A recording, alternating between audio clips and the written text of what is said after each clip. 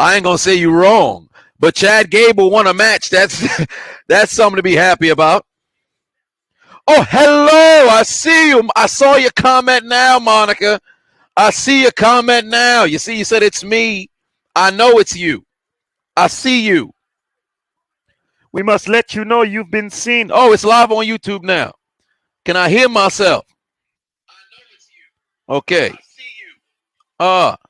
We must let you know you've been seen. Oh, I am live. All right. I'm seeing double of me. It's like two different screens. I don't know what to do with myself. I don't know what to do with myself. Dude, I am sweating, man. But I'm going to enjoy these strawberries. If they poison, I'm going to die live on the stream. I ain't going to lie to you. If they are poison, I am dying live on the stream. So that's going to be entertaining. I'm going to go out. And it's not even going to be one of those, I feel weird. Mr. Stark, I don't feel so good. That's not going to happen. It's going to be in the middle of a laugh. Like, yo, you ever seen a foot with 4 toes? And I'm gone. What happened? He not speaking no more. Is he still going to give the Xbox X to Elias? He's dead. Somebody rob him. It's going to be over. Jonathan Hill put 5 on it, said, thoughts on Big Show going to AEW. Let me tell you something. That was one of the most random tweets I've ever seen in my life. That shit came out of nowhere. I'm just scrolling through Twitter. Bam, Paul White is all elite. What? Paul White? The fuck is that? Big Show? All elite? Why? But apparently that's what they doing. They need heavy motherfuckers. AEW is turning into WCW. They better not fuck this up, though. They got the event. They signing everybody. I'm waiting for the AEW contract to come in the mail. AEW signing everybody who was a star somewhere. I heard they may just sign Trump. Former president, come on down. Jimmy Carter is main eventing All Out 2021.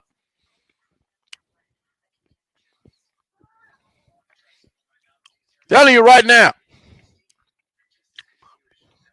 Jimmy Carter is main eventing All Out 2021. AEW's WCW, but looks like TNA, says Derek. I mean, you ain't wrong about that. Shit, yo, they got kisses in here. Damn.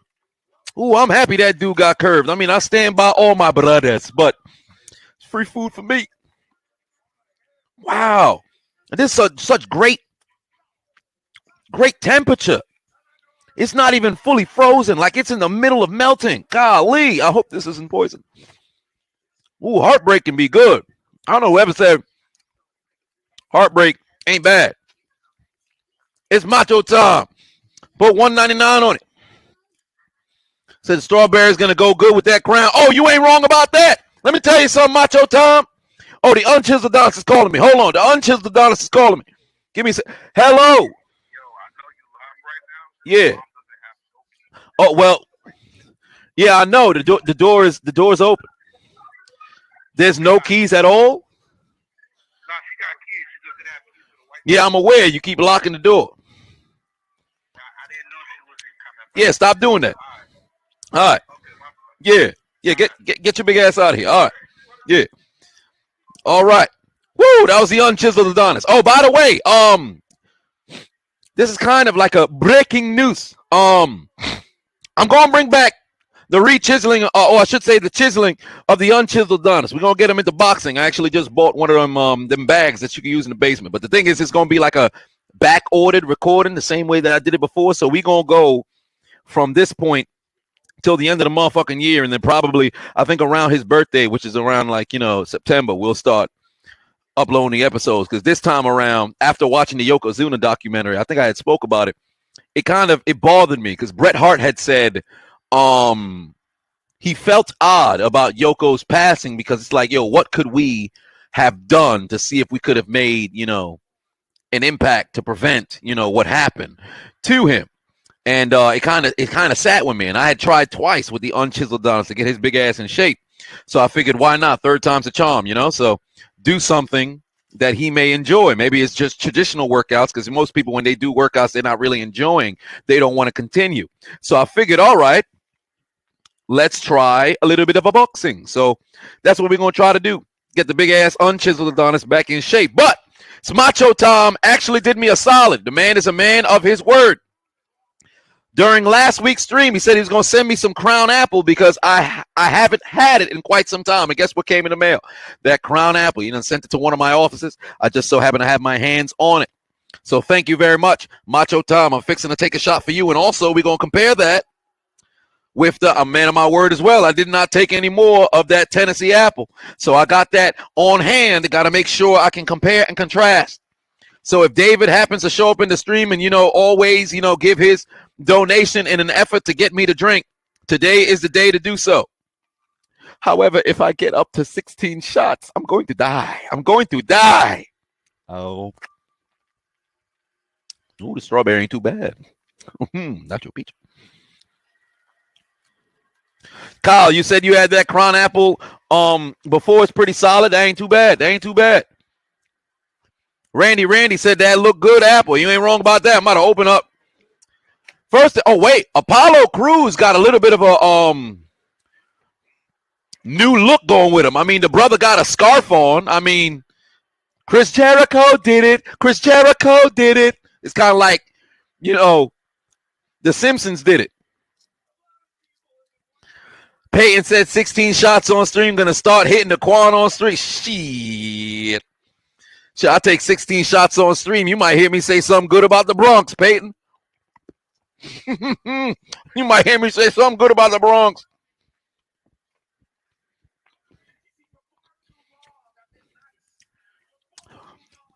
Sure says, who's my favorite wrestler right now? Golly, it varies all the time. But women's wrestler, Sasha Banks. Man's wrestler, I always say Samoa Joe because the man hurt. So AJ Styles. Whoa, A Money said Bree mode. We don't do that here. Please. No, we don't do that here. Oh, so now Apollo Crews is embracing his Nigerian roots. He's not from Stone Mountain, Georgia. Was that where he was built from before? Oh, Bronco Fan 99 said Sasha sucks.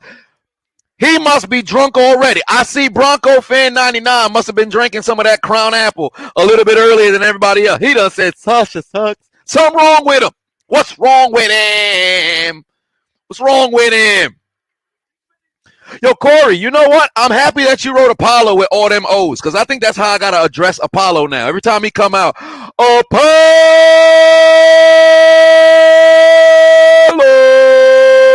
I think that's a good way to address Apollo.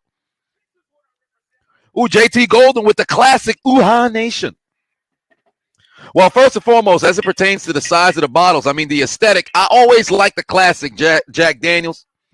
The size of the two. Well, they both have the same. They're both 70 proof, 35% alcohol. Okay, that ain't too bad. 750 milliliters. All right. Ain't too bad. About the same size. Although the bottle is what people who don't know, mass and things of that nature. Like, hey, look, this bottle's longer. Therefore, there's more fluid. This one is shorter, so clearly it's not as much fluid. I sound like Howard Finkel on the short bus. Could you imagine that? Howard Finkel on the short bus? Whoa, Derek said the Nation of Domination coming back. I hope not. I hope not. You can't. It won't work in these times. It won't work in these times. I hope not. Shymon the God said we finally gonna see Shaq versus Big Show. Damn right we will. I ain't gonna lie to you about Nakamura either. I love the fact that he got his theme back, and I talked about it for quite some time, how I'm so happy that he's back, but damn it, he needs the crowd. I feel like they should have wrote him off television. But the only problem is the uncertainty of when you're going to have him return. Moreover, not really return, when you're going to have fans return. So since that's the case,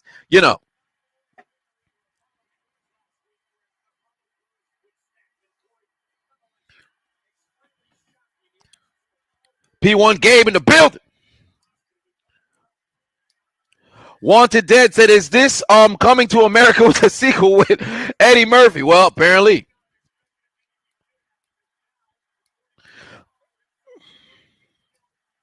Devin says AEW shouldn't copy WWE and do Shaq versus Big Show. That ship has sailed. Honestly, the match never really happened, did it?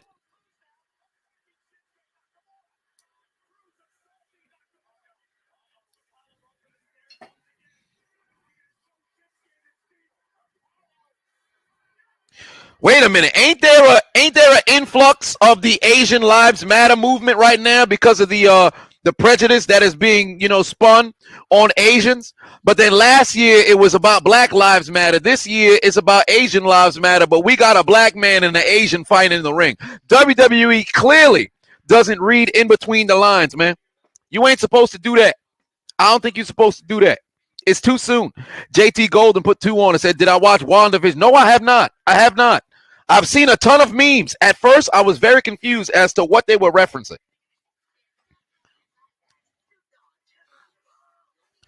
Tyler said, if that match happened, somebody losing their knees between Big Show and Shaq, probably. Honestly, Big Show and Shaq fight each other in the ring. It better be a gimmick match. It can't be a regular match. It has to be a gimmick match. Unfortunately, it being AEW, who knows? There's going to be something on a pole match. Hoops on a pole. Some shit like that. Whoever dunks is the winner of this bout. But if they want to book it the right way, Shaq is the one who should go over. Depending on how they're going to go about the angle. If it's a one-off, Shaq should win. If they want to do a feud in a real series, Big Show wins the first one. But try to see if you can work with NBA on TNT. Dynamite's already on TNT. Get in contact with the NBA on TNT. Have them work. The NBA season is still in the boom right now. What you should probably do is have them have a match. Big Show wins. Chuck, Charles, and Ernie, they chastise Shaq for losing on NBA on TNT. Wait a minute. Big Show shows up to set. Talks his trash. Attack Shaq towards the end, not at the end of the show, but I'm really writing an angle here in my mind. Towards the end of the show, Shaq gets attacked by Big Show after Big Show being the guest. Have it to where it's probably 2 commercials before the end of the show. Therefore, Shaq don't return. So Shaq is written off of NBA on TNT television. This is gonna have to be long term, so you gotta agree to a lot of stuff. There's gonna be jeopardizing homie money, so that's why I kind of don't think it'll happen. But it's something that you could possibly ponder. So Shaq don't show up. Have it happen on like a Tuesday when Shaq's on. He don't come back until the next week. He cuts a promo on NBA on TNT to let Big Show know, I'm coming. Ultimately, it leads down the line. They have themselves a match. Shaq wins. You got to have a rubber match, third match at AEW's biggest show. And then bam, there you go. So, Abdul said, should Dakota and Raquel win this Wednesday? Yes, they should. Black Howling, put 5 on and say, yo, what's up, homie? How I been? I think Cole needs to get hit with the power of voodoo. Well, first off, Cole definitely, needs to get hit because what he did to his brethren, that ain't right. But I've been all right, man. I have been all right. Life is okay. Life is going well. David Tate said Daniel challenged Roman for Fastlane. I did see that. However, when is Fastlane? Oh, yeah, that's right. WrestleMania is in April. So Fastlane is probably in 2 weeks.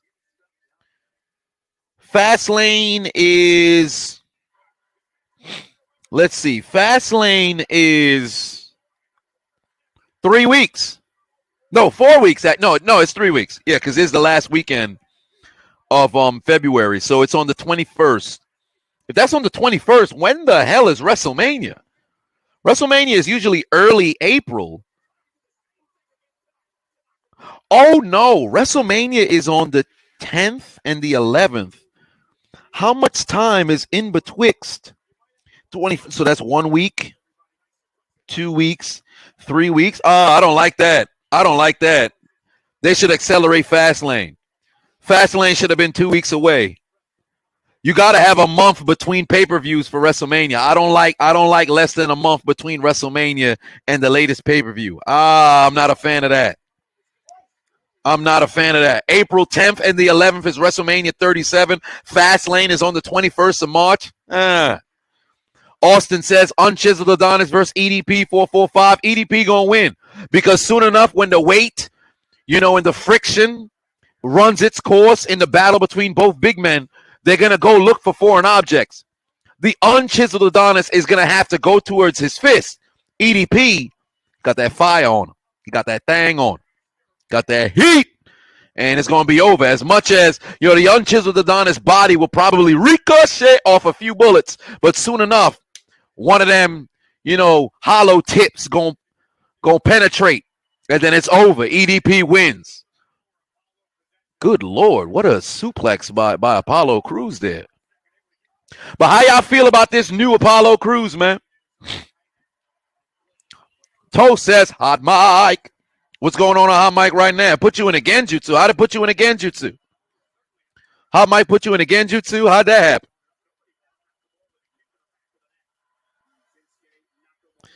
Damn right I said hollow tips.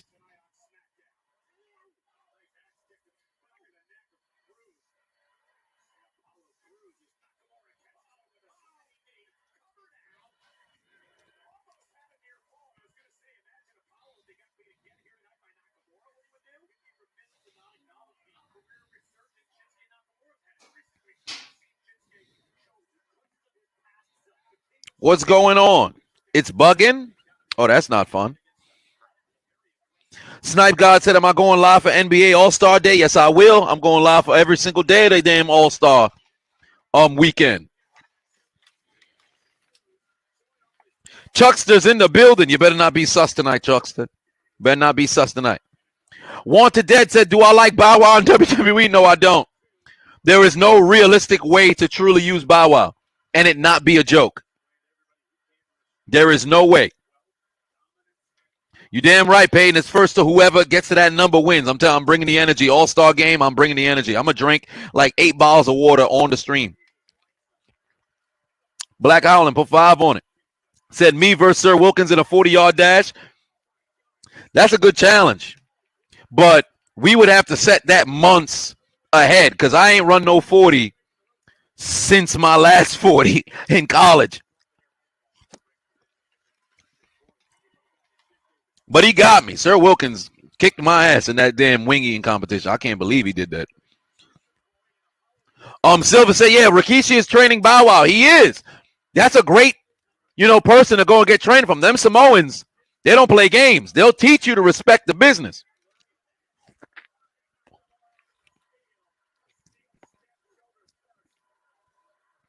All-Star game is just one day this year. Damn.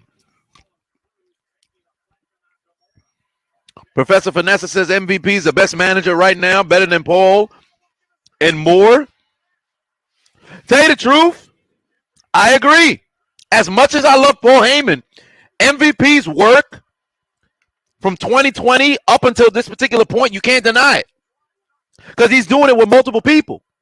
Everybody who's associated to MVP right now, champion. Well, no longer Bobby Lashley, but guess what? He's got a WWE Championship match next week. So, I like it. Matthew says, what's my opinion on Marty Schottenheimer passing away? I was devastated the day he passed away. I was so sad the day he passed away. Because for one, I was always a big fan of Marty. I loved Marty Ball. LaDainian Tomlinson has Marty Schottenheimer to thank the most for his, Hall of Fame career. Say what you want about Lorenzo Neal. Apollo 1. Golly. This man's gimmick is putting on a scarf. This man's gimmick is putting on a scarf. You got to be kidding me. God, dog. Snipe God said Bow Wow versus Hornswoggle. Yeah, all right. Yeah, he beat him clean. All right. That's interesting. Shaw says her thoughts on Bobby Lashley. Love him. Love Bobby Lashley. Johnny said Paul got carried by Brock and Roll. Oh, no. Paul Heyman never in his career ever been carried. Don't get that twisted. Do not get that twisted. Paul Heyman has never been carried in his career.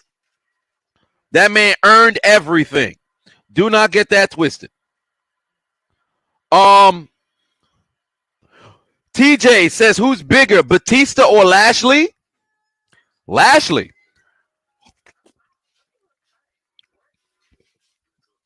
XO says Reggie needs to be champion. I beg to differ. Tom the Simp says Soldier Boy versus Bow Wow. Oh, no.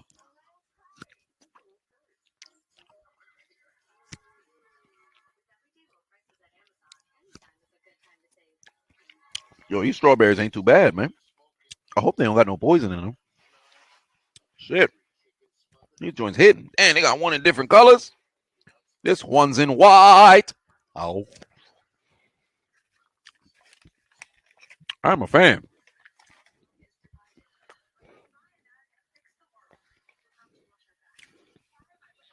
Josh says, is Shawn Michaels really a wimp in real life? Apparently, yes. It's alleged that he is. So that's interesting. Bad Bunny is annoying? I don't think so. Not yet.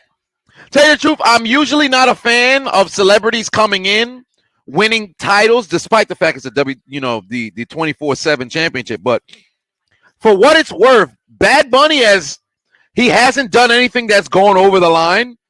They haven't forced him to speak more than he has to speak. His segments aren't dominating the show. I don't mind it. I truly don't mind it. Oh, Greg, I addressed the Big Show going to AEW a little bit earlier. I like it. I actually do.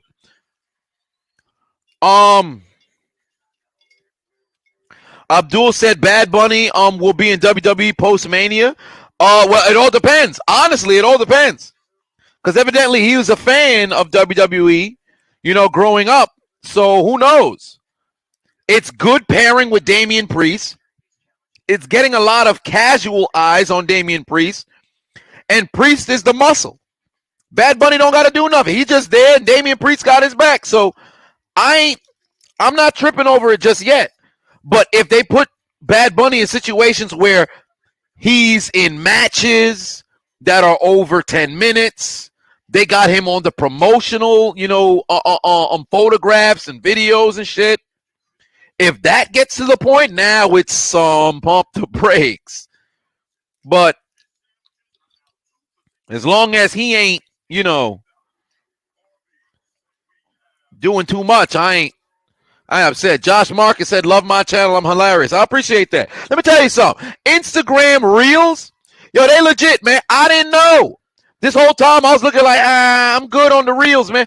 I posted every single Reel with the exception of one Reel has gone over 20K. I'm like, God damn, what the hell is this? The algorithm don't make no sense. Maybe I can get to 100,000 followers on IG. I'm sitting here like, what the hell's going on here? Instagram Reels is working? What was I doing? Maybe I'm holding myself back. Tamina's fighting on Smackdown? Who cares? Oh, boy. Ladies and gentlemen, if you had to use the bathroom, unfortunately, Tamina had to be in the ring for this match. I would have much rather if it was somebody else, anybody but Tamina.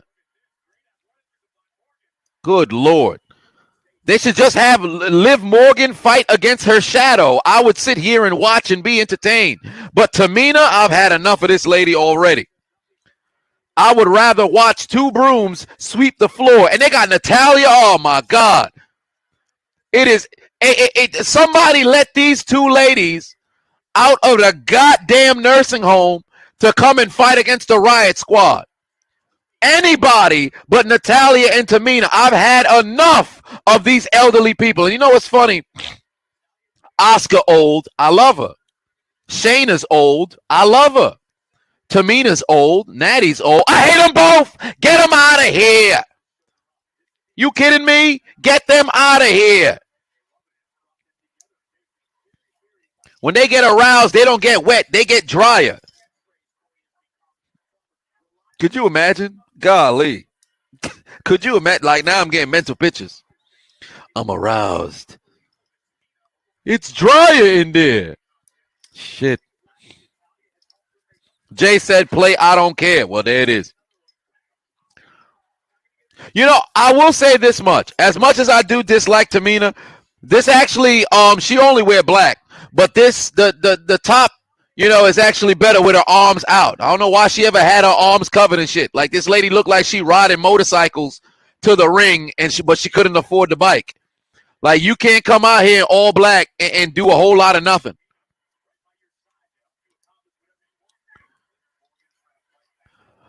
Corey said Bobby Lashley deserves a title. He's put in the work. He had a title. He was a U.S. champion last week. But as for WWE champion, I agree 110%. It is long overdue. However, it's happening at the right time now because at the age, I believe Bobby is 43, 44. Nobody at his age is doing it as good as him right now. Nobody. I think AJ Styles may be his same age or maybe 2 years or 1 year younger. But Bobby, the way he performs right now, especially with the way he's moving now, he could be the best in the business. The way McIntyre was white hot for 2020, Bobby can be that for 2021. They better not mess up Bobby's momentum. Moreover, they better not mess this up going into Mania. Cora said, why Natalya outfit look like a stripper outfit? I ain't get a real opportunity to look at it because whenever I see Natty, I'm like, I respect my elders. I don't want to look at them. Yeah, Bobby is 44. Johnny said you thought AJ was older. I think AJ is how old? 43? Well, there it is. AJ is 43. Well, there it is.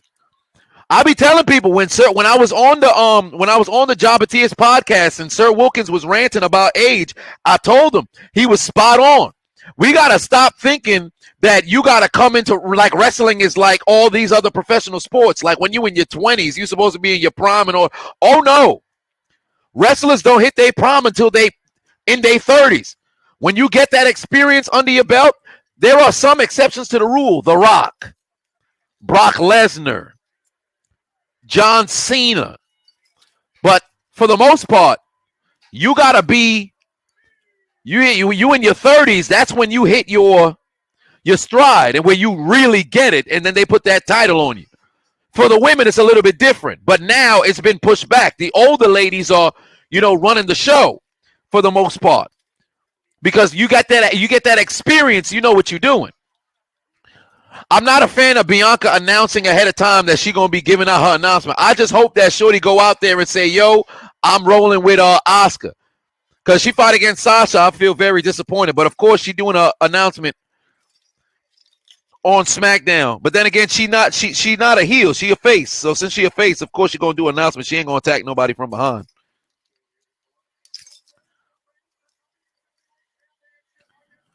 Oh, my Lord in heaven. Bronco fan done said Bianca ugly. All right. Listen. Bronco fan, I see why you're a fan of Denver. They got a lot of weed out there in Mile High. They don't call it Mile High for no reason. Bronco fan is on drugs.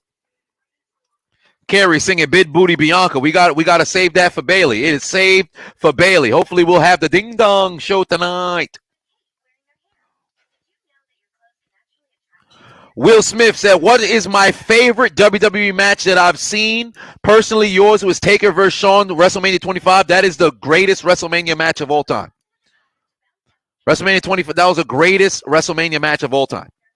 But if I had to choose other matches, I'll just go WrestleManias. I think the top 3 WrestleMania matches all time. Taker, Michaels, 25. Austin Rock, 17. Hunter, Michaels, Benoit at 20. Those were just masterclass bouts, sensational matches. But I actually rewatched. I was on the Stairmaster the other day, and I rewatched the entirety of Austin Rock 17. Oh my God, it just does not get old. But let me tell you something. If you watch the last hour and 20 minutes, I can't even say hour 20. If you watch the last hour and 40 minutes of WrestleMania 17, shit, you might as well just rewatch the entire show, really, because there's not a single dull moment. There's really not a dull moment. Even the gimmick battle royal was freaking entertaining. China won the title, and that was something very exhilarating as well. The hardcore match between Big Show, Kane, and Raven was one of those matches that was overlooked because of the big four on WrestleMania 17. Those big four being McMahon versus McMahon, where Shane fought against Vince, Taker and Triple H, TLC 2, and then ultimately Rock and Austin. But if there is anything that you want to go back and watch any WrestleMania from start to finish, WrestleMania 17, masterclass. Masterclass. Yes, when Linda kicked Vince, if you look at the crowd, all this woman did was stand up, and the crowd erupted. If that does not tell you your product is over, I don't know what is, dog. I don't know what is. Lady just sat up. She stood up, and the crowd went wild. I mean, come on, man. It don't get no better than that. It don't get no better than that. 17, I will go unless they were to possibly top it at one point. I don't think anything comes close to 17. 20 was a hell of a show as well. WrestleMania 20 was a hell of a show as well. Chuckster said WrestleMania 27 over 17. Let me tell you something, Chuckster. Are you also from Denver? Are you high? I got Sonya Deville out here. What is she doing? But let's try out this Crown Apple. Let's see what this Crown Apple is hitting for. Oh, I smell the apple is emanating from the bouteille. Rosetta Stone Haitian Creole, motherfucker. Let's see which one has a stronger scent. I mean, I got to stick my nostril a little bit further into this bottle because, you know, there's barely anything left. Interesting. Good smell. Flavor, as General Frankie would say. I'm a fan. Good Lord, Bianca just looking delicious. Here, let's. Oh wait, I'm taking the shot of the wrong one. Let's see. Compare and contrast. Matter of fact, I should go with. We'll go with a shot of the Jack first, and let's let that get into the taste buds.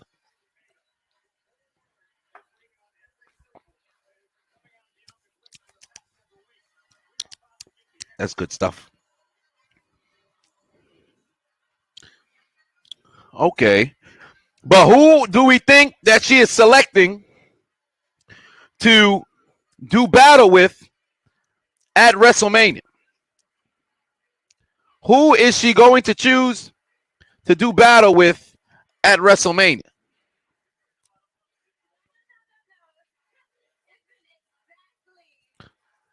We'll do a poll here. Sasha or Asuka. Let's see what the people are choosing here. All right. Good flavor on the Jack. Let's try the Crown.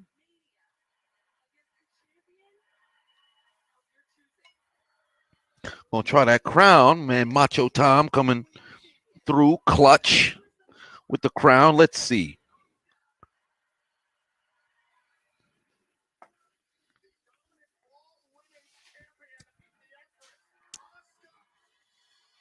Ah, boy.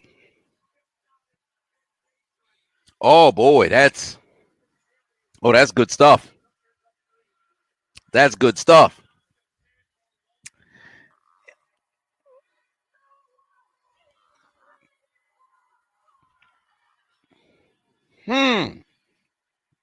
All right. Let's try this again. I mean, that crown hits better. I ain't gonna lie. The crown hits better. The crown hit better. We're gonna try half of the Jack again. We're gonna try half the Jack again because maybe I'm not.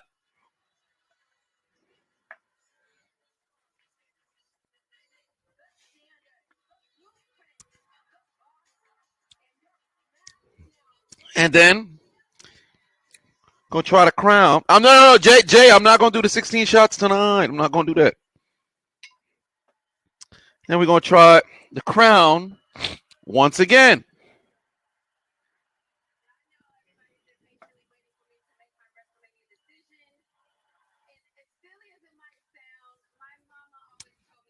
That crown takes the take. Crown takes the cake. Crown takes the cake. Jack Daniels up there. Listen, I love the Jack Daniels, but damn it, the crown takes the cake. Macho, you the man, dog. You the man, dog. This shit hitting. I like it. I like it a lot. Who in the world? Reginald. Reginald got his own theme song? Golly. Oh, I see Hoodies and Macho. Wait, I'm bringing you guys on at the end in about 57 minutes. Once we get done with Smackdown. But Discount Emmanuel Hudson coming to the ring. Let me tell you, yo, this crown is great. You kidding me? Wow. Jack Daniels good, but this crown just a little bit better. Crown just a little bit better. I ain't gonna lie, crown just a little bit better. I'm here for it. I'm here for Chuckster not even suspect. That brother guilty. God damn. The Black Circle said Oscar Shinsuke Nakamura should date. No, it's not gonna work. They've got like a brother sister kind of dynamic, if I'm not mistaken. But Lauren says keep drinking and Nia will look like an irresistible force to me. Oh no. Let me tell you something. There is not enough amount of liquor that could get me to look at Nia Jax like I may want to indulge. No, it's not happening.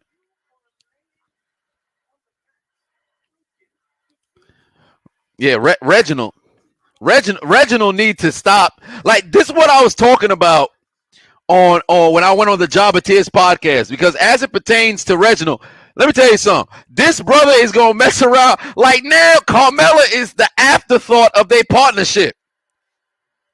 Carmella's gonna become the afterthought of their partnership. I'm so confused. Ooh, Sasha Banks always coming out with the fits.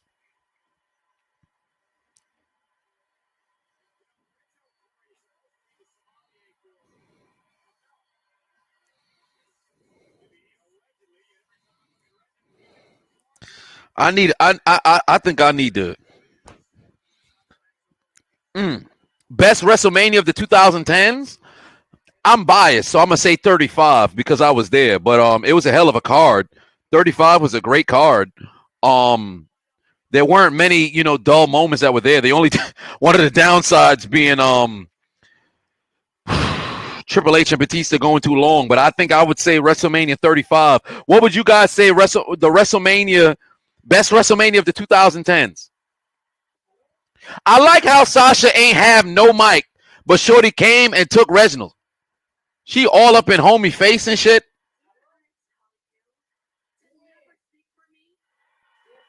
Oh, wow. She just gonna palm son whole face. That's crazy. And he gonna leave? Is Reginald gonna leave? Don't be no bitch.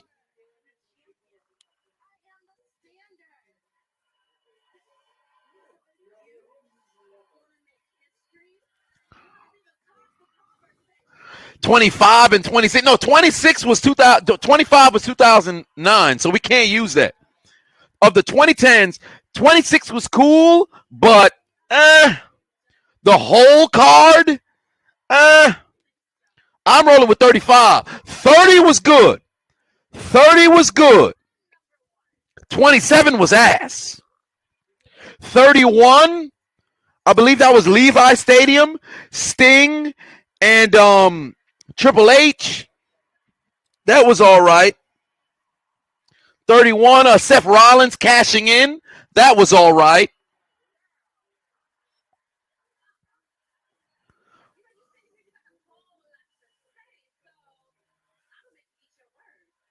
Oh, Bianca gonna choose Sasha?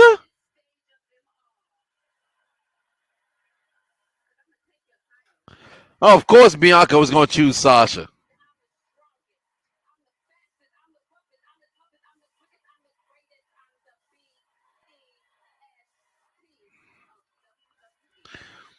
Oh, she just had to choose Sasha. Why couldn't you just choose Oscar, man? Come on, man. Oh, boy. She just had to go and choose Sasha. Why did she choose Sasha? Oh boy, this I'm excited for the match. I'm happy for the. Why Reginald getting in the build? What is Reginald doing, son? I'm all for the, there's a black history moment. Reginald just like, I'm black as well. Let me stick my head in there. I'm Frenchman. I put my head inside. There are two blacker women. I'm blacker man. I stick my head between the blacker women. Get your dumb ass out of here, Discount Emmanuel Hudson. Dip, you stupid motherfucker, you.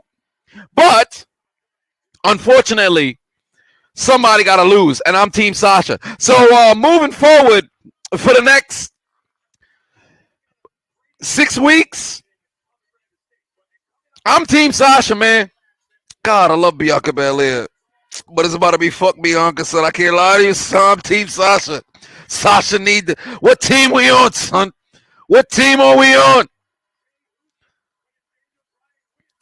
And it looked like the whopping majority on the poll on Hot Mic, everybody chose Sasha. Are we Team Sasha or Team Bianca at Mania? Who wins? I need to know who wins. Team Sasha, Team Bianca. Y'all leave a vote on the poll. Team Bianca or Team Sasha? Who we rolling with? Oh boy, golly, I love Bianca Belair, but fuck Bianca Belair. She chose Sasha. So we rolling with Team Sasha to win. I'm Team Sasha. You don't gotta ask me. You ain't gotta ask me.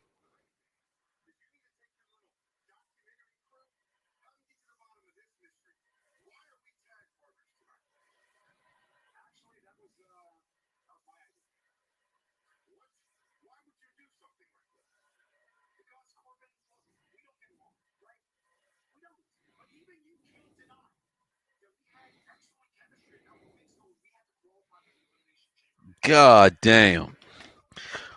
Oh, the Black Circle said Team Bianca. I mean, she full black. She full black, but Black History Month ending in 3 days, so she about to lose her powers.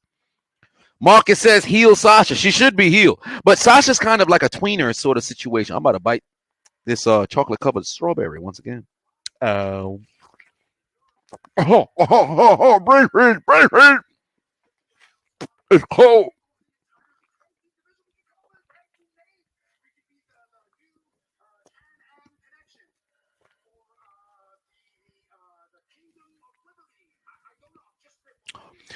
Did Sami Zayn just say the Kingdom of Liberty? What kind of name is the Kingdom of Liberty? It's a dumbass name. Andre, put 5 on it. Said, what's good? I love your commentaries. Also, what's my favorite commentary I like the most? I'm not going to lie to you. My favorite commentary, for one, the Fat Family, because of how it happened. Like, for those of you guys who don't know the backstory, literally, I was on Facebook in 2018, and I think it was May. I'm just scrolling, and I see this fat-ass family. I show the Unchiseled Adonis, and I think it was a clip of the woman who just got the salad, and she's walking. And I just say, yo, I should do a commentary. He's like, yeah. I take the mic that is literally in his mic. I take the mic, I plug it in. 5 minutes. 5 minutes. I record it, I post it, I go to sleep. I wake up, 4 million views. I'm like, what the fuck? Like right now, it's sitting over 100 million across the entire internet. It's still going viral right now. Still going viral right now. That is probably number one because of how it happened. 5 minutes I record. I think it's like a 3-minute video. The original one. It's like a 3-minute video. 5 minutes it took me to record. I think at 2 points I stopped because I was running out of breath. Because at that time, from 2016 to 2018, I would do everything in like one take. So I would just go, whatever the fuck comes off the top of my head. In that video, I think the first 100 seconds is me straight speaking. And then I stop, and then there's a cut. It sounds like there's a cut, but there's not because I had to practice breathing. So it's almost like a rapper where you have to know your cadence. When I was doing commentaries, so it was that sort of situation. When you hear me stop to take a breath, it was very fast. And then I'd go. It was ridiculous what I was doing for first 3 years. Like, it's wild. But that's probably number one.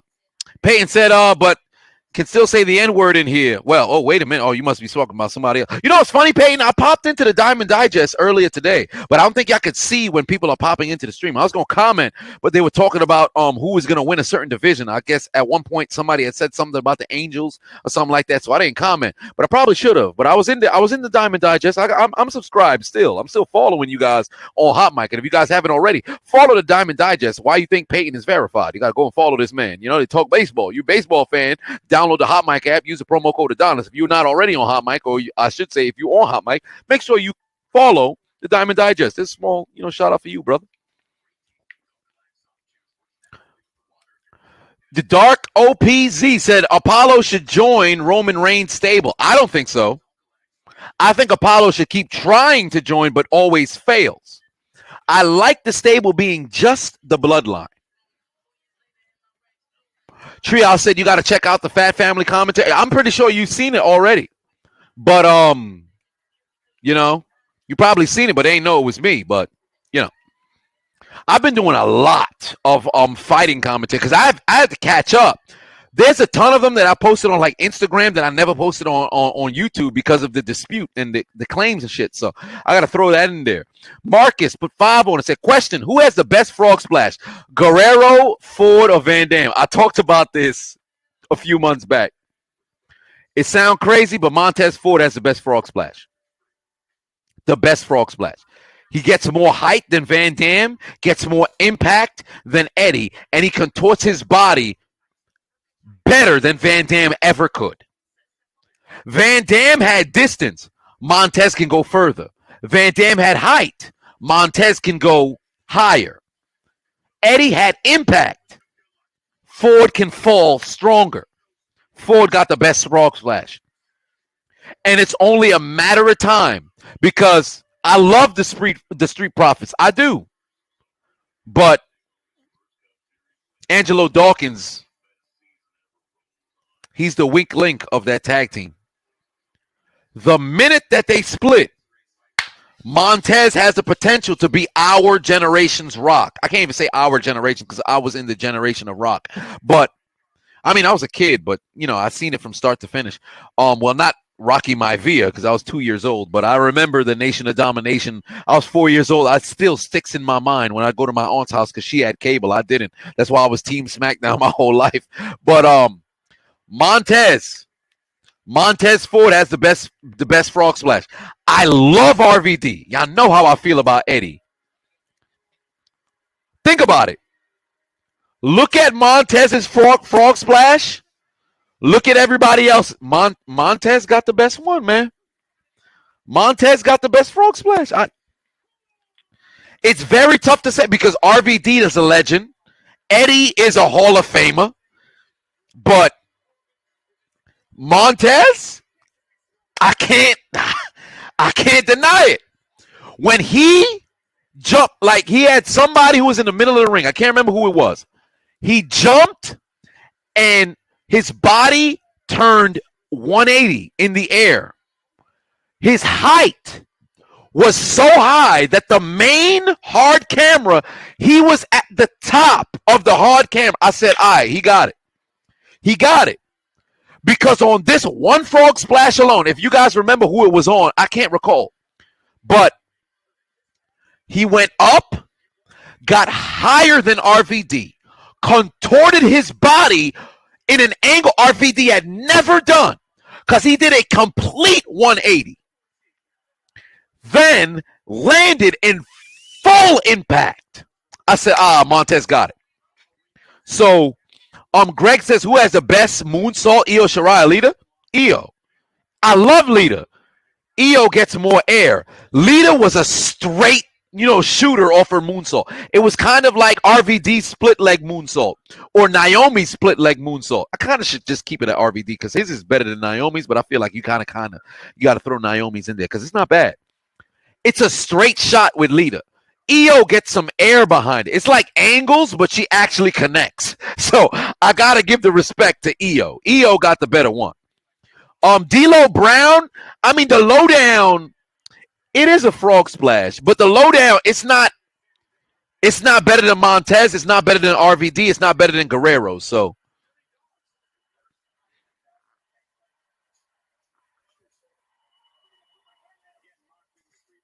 Jameer says EO is thick. Damn, wait a minute. Yo, the crown is kind of hitting. I feel it. Ow.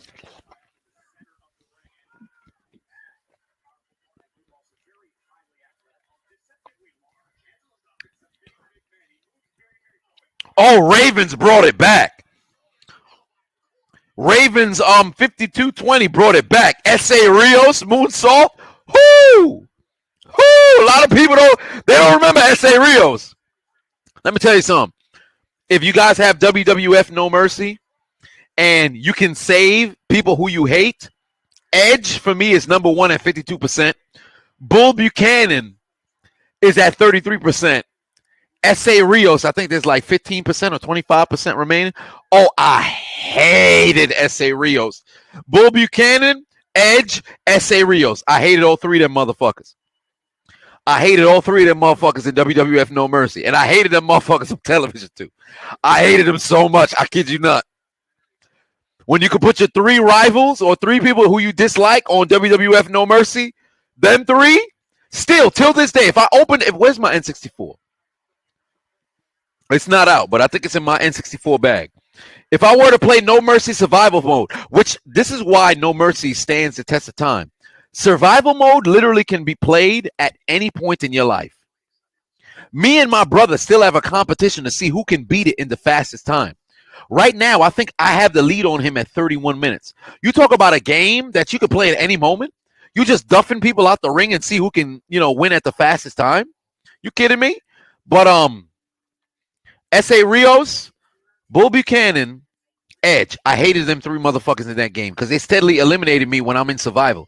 Like, who are you to counter my uppercut punch? Like, Tiger, I'm turning to Saget. Tiger, Tiger, and you gonna intercept my shit and fucking counter my shit and I go flying out the ring? Fuck out of here, son. I hope y'all all die in the video game, of course. But yeah, y'all talking about spear? The spear is Goldberg. The spear is Goldberg. Roman Reigns does a flying hug. I think the way the spears break down, if you count the gore, because I always talk about preferencing the gore, but the best three spears of all time, Goldberg, Lashley, Rhino, and then Batista. Reigns' spear is a bit better than Edge's, because Edge's spear isn't really, it's not really him. It's more who's selling it. So, Reigns has a flying hug. So, Yeah, Lee Hernandez. I'm so happy you said that. Lee Hernandez hit the nail on the head. Edge's spear is like a clothesline to the gut. That's literally what it is. No, Marcus, I would say this much. Reigns' spear is a bit of a flying hug. It looks better than Edge's. It looks better than Edge's. Edge, if you think about it, the spear looks good depending on who's selling it. Reigns, it's kind of tough because he goes kind of high, but both of their spears are Batista had a better spear than them. Lee Hernandez just really, I think that's going to be how I reference Edge's spear. It's a clothesline to the gut. I can't. No, Charlotte's spear ain't good, but at the same time, it ain't bad. Charlotte's spear's not great, but it's not bad as well. She kind of just she one of those kind of spears. Like you see, it's like Lisa Simpson. Rhino's gore is number 3 for me. Goldberg, Lashley, Rhino. Because Lashley changes his spear. He spears and then he rolls. That's very smart. He added a new dynamic to it. Because his spear before he started rolling was already great. But adding the roll puts a different dynamic. Now it's like a football tackle. And it kind of makes sense because you're running through somebody, but then the roll is an added part of the athleticism. I like it. At first, when I saw the roll in TNA, I'm like, dog, this kind of stupid. But I seen it a couple of times and say, yo, I'm hip. I'm here for it. Marcus says the gore is number one for you. That's fair. I understand. But the only reason why I put Goldberg number one is Goldberg's impact is so freaking it's not even fun. Like Rhino's impact on his gore is ridiculous. Goldberg splits you in two. Like it's when Akainu, or I should say when Whitebeard hit Akainu in the motherfucking, in the side of his body and you saw the body split. That's what it looked like when Goldberg speared somebody. Kyle said, remember the pounce on Marcus Corvon. I remember the pounce. Shit, Keith Lee was doing on NXT. He sent Adam Cole into the river? Florida's a peninsula. Adam Cole landed in the water?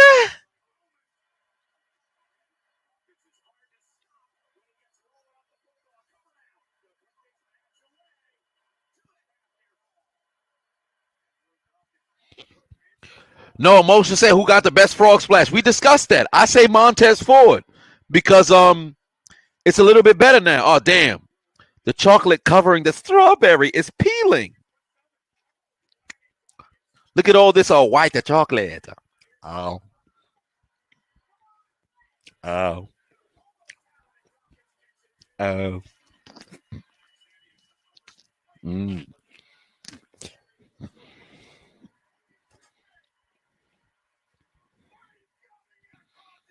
Oh. Oh. Oh. All right.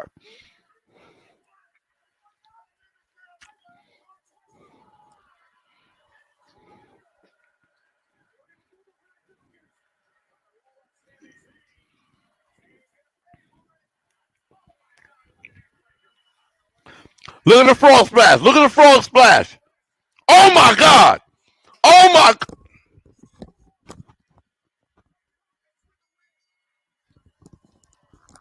Come on, man.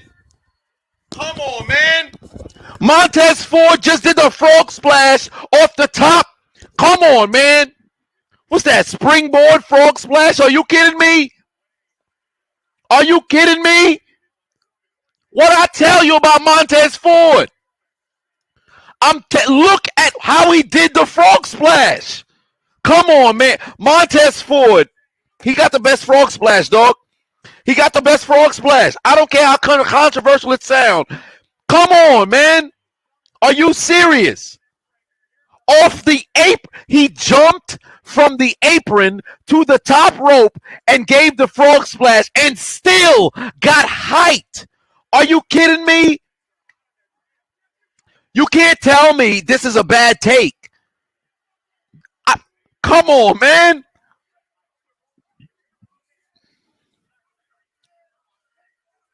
Golly, I love this guy, man. Andre put 5 on it, said, can I do more WWE moments in football commentary like I did with the Brothers of Destruction? What did I do with the Brothers of Destruction? In the commentary?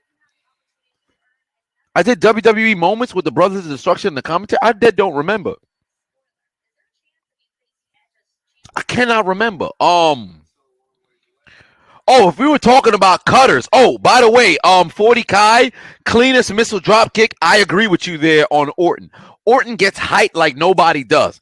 The Rock and Roll had a great drop kick, but Orton does it from standing and freaking whoop into the air, horizontal drop kick, land on the hands. It looks so magnificent. So I'm right there with you. But golly. Best cutter, RKO. Are you kidding me? I like Diamond Dallas Page's cutter. I liked Bubba Ray Dudley's cutter, but Orton's got the RKO. I don't think there's any argument. That's the best. Go said best super kick, Shawn Michaels. It's not even close. It's not even close. There's nobody who comes close. Shawn Michaels.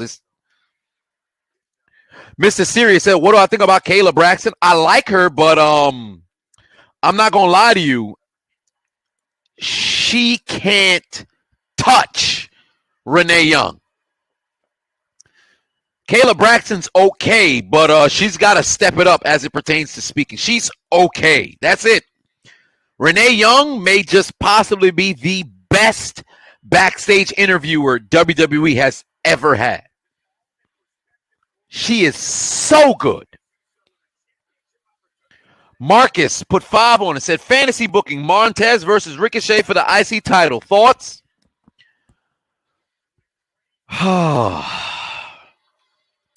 It'd be a very exciting match, but it really depends on when that were to happen. Seth Rollins really got his theme song back, but as this complete heel. So this is interesting. This man's smile is ridiculous. I'm not opposed to it, but Ricochet needs to step his character up. Montez actually has the excitement that gets people into it. Ricochet just has in-ring work that looks great, but he kind of boring. So he got to step up. Yes, Melina, yes. Renee better than Cole, better than Coachman. Renee Young, in my opinion, outside of Mean Gene, of course, the best backstage interviewer WWE ever had. Outside of Mean Gene, she the best one they ever had. Cole back in the day wasn't too bad. Kevin, is it Kelly? Kevin Kelly wasn't too bad. Coach wasn't too bad, but Renee was just, she was at a different level.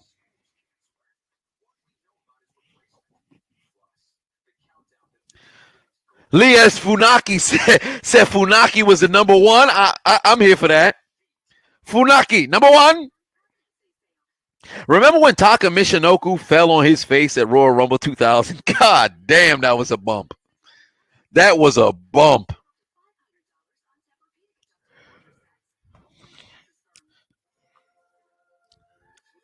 Shimon God put 2 on. Said, how do I feel about Bobby Shmurda being free? Well, congratulations to him. He home. Just don't do no stupid shit now that you free.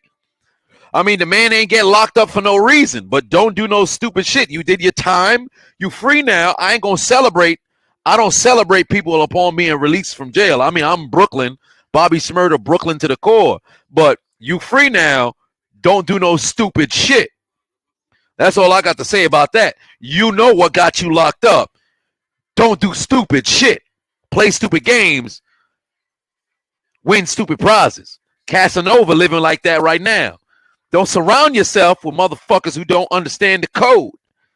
If you're going to go out there, don't do stupid shit. You came out, everybody's giving you respect. It was cool, you was younger doing the street life, that's great. You free now. You ain't got to do that because they giving you the capital, you're giving you the money, you okay. Don't do stupid shit. He do stupid shit, you ain't going to get no sympathy from me. I wasn't one of them people. I've never been a proponent of, yo, free the guys, man, free them. They locked up for a reason. Don't do stupid shit.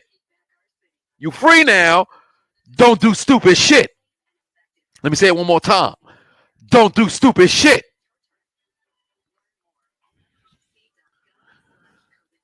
Mr. US MC put 5 on it. Said Frog Splash Dream Match, Eddie, RVD, Montez. Who I got? Eddie. Come on now.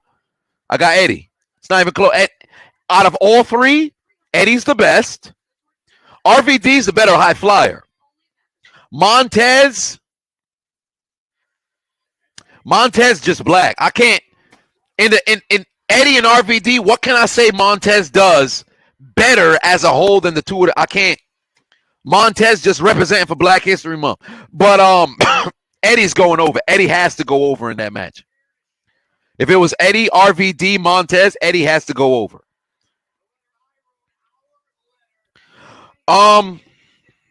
It's Macho time. Says Shawn versus Flair. I'm sorry. I love you moment is classic. Yes, it is. WrestleMania 24. I actually got to go back and watch that WrestleMania because there were moments in that WrestleMania that are memorable. Not Kim Kardashian announcing the audience record, but you have Flair Michaels. You have Cena. I believe it's Cena, Big Show. Cena, Big Show, and no. It's Cena and somebody. Is it Orton? Cena, Triple H, Orton? Cena, Big Show, Orton? I can't remember what Cena's match at WrestleMania 24 was. But because he won the Royal Rumble in 2008. But I know the closing, match was Edge and Taker. What the hell was Cena's match at 24? Cena, Randy, Triple H, right? There it is. Thank you so much, Cameron. There you go. Oh, Big Paulie said it. Jameer said it. All right, yeah, great. You guys remember. Cena, Orton, Triple H, yeah. Because why am I thinking Big Show? Big Show, Floyd. I'm bugging. Big Show and Floyd. There we go. Cena, Show, and Edge was at 25. Big Show and Floyd. There was a lot of moments in that 24. Cesaro coming out. That's great. I spoke about this, I believe on Monday. Cesaro needs a huge spot at Mania and needs to go over. Seth is the perfect person for Cesaro to go over on. Cesaro needs a W at Mania, and moreover, Cesaro, in my opinion, because we're not going to get the Rock versus Roman match, allegedly, Cesaro needs to go over on Roman. Cesaro needs to go over on Roman. If it's SummerSlam that it has to happen, I don't care. Cesaro needs to go over on Roman. Do not mess this up, WWE. Cesaro needs to be the one who goes over on Roman. Nobody probably would fit more than Cesaro. Bryan, I like Bryan because he's a better wrestler and the program could be great. But Cesaro, at one point this year, needs to be WWE champion.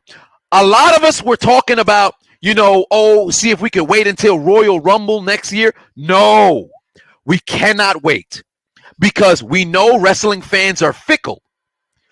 You'll roll with Cesaro now, but it's February. The Rumble is in 11 months. It's not going to happen. Cesaro needs to win the Universal Championship at one point this year. That is the moment. Go over on Rollins at Mania. Go into a program with somebody else that gives him the number one contendership, and Cesaro wins. Or Cesaro wins the Money in the Bank. Professor Vanessa said, do I watch Young Rock? I do not. I do not watch Young Rock. Shy Manga, 2 on it again. Do I think Cena's going to come back to break Ric Flair's record? No. I actually saw a post going around on Facebook saying Orton should be the one to break Flair's record. And you know what? I agree. The three who are closest right now, Cena, Triple H, Orton. Triple H don't make sense because he's no longer an active in-ring performer. Cena's now part-time. Orton is still full-time. If there's anybody who should probably beat Flair, it's Orton. The problem is Flair is remembered as a champion. You don't remember Randy Orton's title reigns. This is just me. Outside of 2009, how many Orton title reigns? Oh, maybe 2015. But outside of that, how many Orton title reigns do we remember? No, not 2015. 14? 14? 14 and 15. When he's part of the Authority, and then ultimately 14, against Bryan and shit like that. But 2009, you really only remember 3. Oh, there you go, Cesaro. Swing this son of a bitch.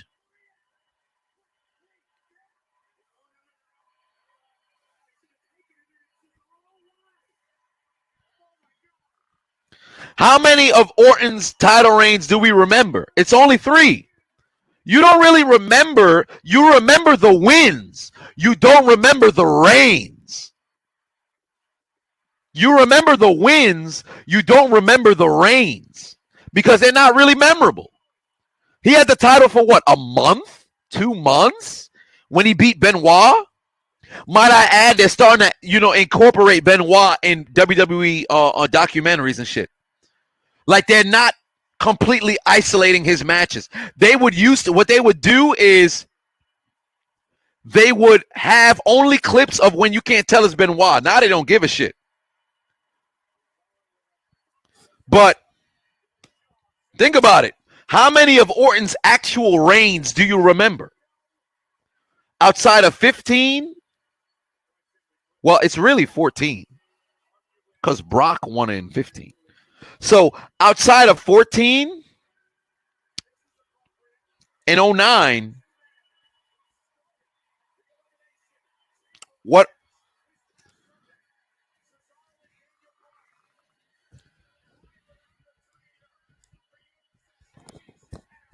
...2011 as World Heavyweight Champion. Okay. Oh.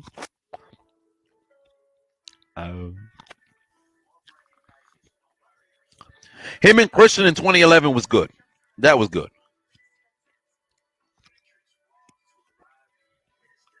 Chrome says my favorite botched match. Favorite botched match. Good Lord. That's a tough one. Oh.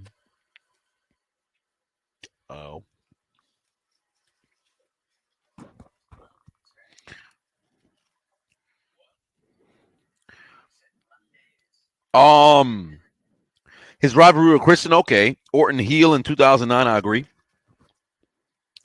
Jameer said favorite powerbomb, Batista. Batista's is great. I used to like Kevin Nash's until he went to WCW. I liked Kevin Nash's until he went to WCW. So I guess my favorite powerbomb is probably Batista and Undertaker. Batista and Undertaker. My favorite tag team is the Dudleys. David Tate said best stunner. There's only one. There's only one answer. Black Circle said, how do I feel about New Jack versus Vic Grimes? I made a video about it. Type in Chiseled Adonis New Jack on YouTube and you'll see how I felt about Vic Grimes versus New Jack. Valorum said JBL in video games because he had the cigar on the top of the person's back and he pat out the cigar and then powerbomb you. Good move. The Unchiseled Adonis used to have that as one of his finishers. Devin says best suplex. Probably. I mean, you got the Three Amigos, Bob Orton superplex, or in my opinion, Chris Benoit's Three Germans, the captured German. Best chokeslam is Kane. 1998 to 2004 Kane. No chokeslam was more lethal. Personally, 2003 Kane, 2003, 2004 Kane, best chokeslam ever. The height this man got was ridiculous.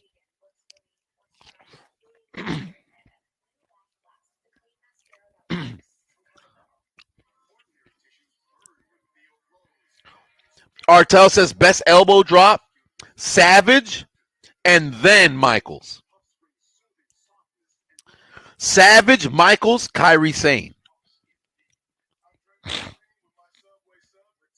Savage, Michaels, Kairi Sane. Because Kairi's elbow, it's better than Bailey's. It's magnificent. Best spine buster is Arn Anderson. It's not even close. WWE put out a tweet talking about who got the best spine buster. They didn't have Arn Anderson on the list. Like, are you kidding me? You serious?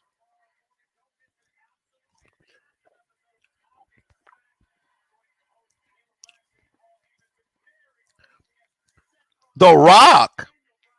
The Rock best elbow? Hell no. People's elbow really dumb. It's a cool move, but people's elbow and it's kind of dumb. People's elbow and the Worm are literally in the same elk. It's just the matter of who's doing it. Best heel for a year?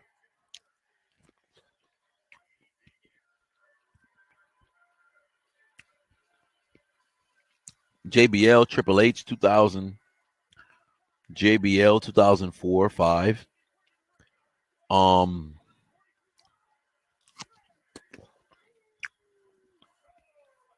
Charlotte, 2017.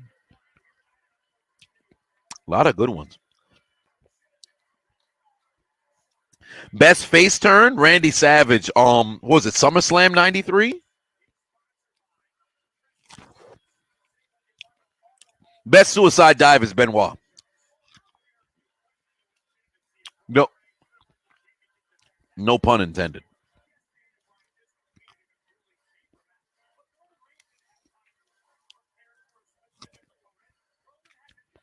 Best super kick is Shawn Michaels.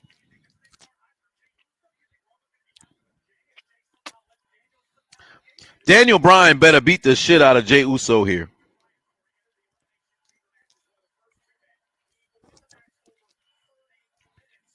$6.15 random go put 2 on. It said Lay Cool or Bella Twins. Oh, you kidding me? Lay Cool. Are you serious? We fuck Bella Twins over here, boy. Shit, that sounded wrong. It's fuck the Bella Twins over here, boy. We're not going to sleep with no Bella Twins. That's a waste of strokes. I'd rather use a pocket pussy. Oksana. That's a BTS. I said BTS. BMS. Best trash talker, Ric Flair, The Rock, Stone Cold. A lot of people. Best sharpshooter, that's Ric Flair. I said Ric Flair. Best sharpshooter, that's Bret Hart. It's not even close.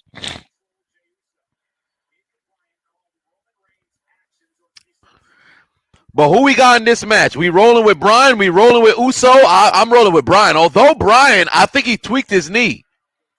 I think Bryan tweaked his knee.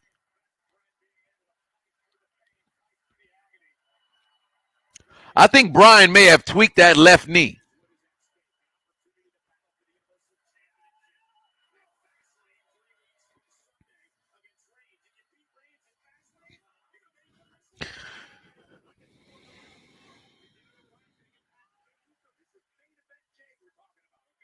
Yo, why does Uso only be wearing white kicks? Like, does he not have any other sneakers? Every week he got a fresh pair of Uptown. Like, you can't be wrestling in these all white Nikes. Like, come on, man. Where his wrestling boots at, son?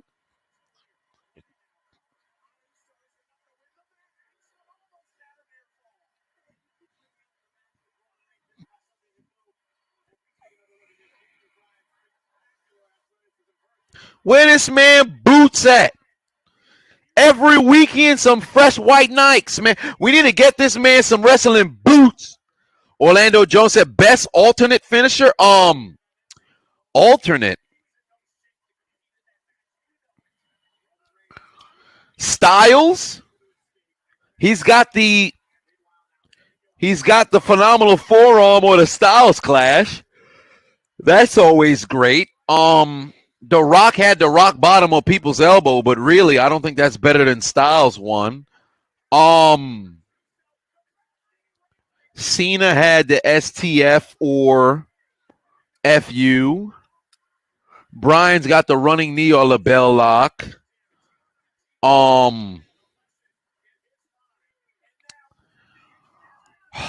Golly, I think I'm forgetting some. Undertaker had so many finishes, but it really depended on who he was. K Danger says best powerbomb finisher, Batista. But I'd probably go Styles. Alternate finisher, yeah. Punk had Anaconda Vice or GTS. I think I would go. Oh, Goldberg had Spear or Jackhammer. So I mean, shit. Pick your poison, really. But I still think I would probably go AJ Styles because I like both. I really like both. Yeah, take your Gates of Hell and but Gates of Hell was Darius says best dropkick. I say Orton, but the rock and roll, you can't deny the rock and roll. But I say Orton. Orton had a pretty. David says best tape out finisher, so I'm assuming you meant tap out. Crossface. It'll always be crossface for me.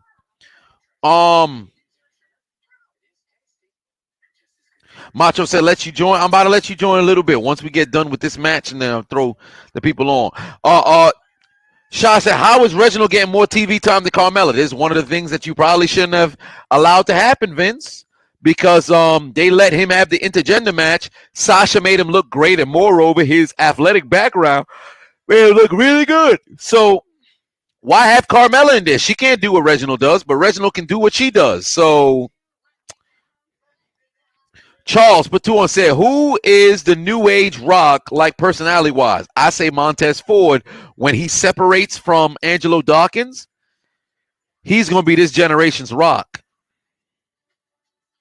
Macho said, we got to do a live stream next UFC pay-per-view, huge card. When is the next UFC pay-per-view? I'd have to see who's on the card. Is Adesanya fighting? I can't recall. I got to go live for one of these upcoming UFCs. You ain't wrong about that. King Vines put 2 on it. Said Goldberg almost killed Christian. Yeah, that was a hell of a spear. Goldberg's spear on Nunzio at the Rumble 2004 was a great spear as well. His spear on Ziggler was magnificent too. Shyman also put another 2 on and said, how do I think Cena's going to break Flair's record? I don't think he will. And does the sling blade, who does the sling blade better? Seth or Finn? I say Finn. Finn, it looks more seamless.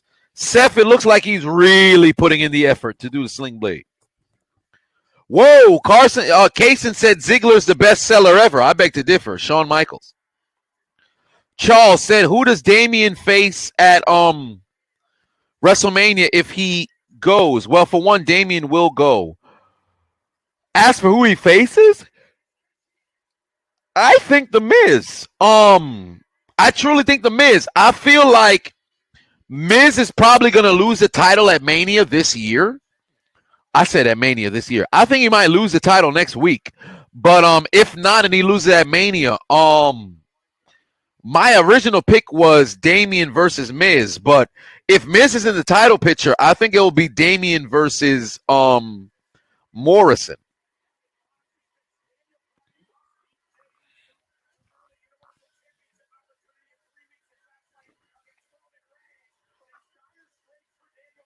Slade says, is Tegan still in my basement? No, she's not. C. Brown says, best faction, 4 Horsemen. 4 Horsemen, Evolution, and The Shield. Degeneration X as well. Morrison versus Riddle.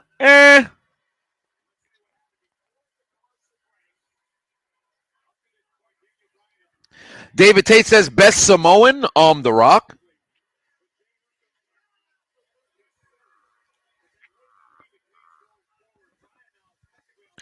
Best current day faction, you say Undisputed Era. I mean, Undisputed Era just got broken up, brother. Austin said, do I think Xavier will hold a major title? No. No. I don't think he'll ever climb up the ladder. He's going to be in the tag division. I don't think he'll ever end up winning a singles title like that. So I honestly don't see it right now. But best faction in WWE right now, Hurt Business. Oh, yeah, Kyle said it. Hurt Business. Was the New Day. Undisputed Era took over, and then now it's the Hurt Business, and it's not even close. James said, who's the best wrestler of the 2000? I thought you meant the year 2000. I'd say The Rock, although you can argue Triple H. But best wrestler of the 2000s, Eddie had 5 years. Benoit had 7. But Michaels also had 7, so I'm going to go Michaels. Michaels was the best performer. In-ring wrestler, Kurt Angle had the entire decade, so you can't overlook Angle. Styles was great. Oh, Kyle said Styles. Styles was great, but I'd probably have Angle above Styles. But sheer matches, I gotta go Michaels.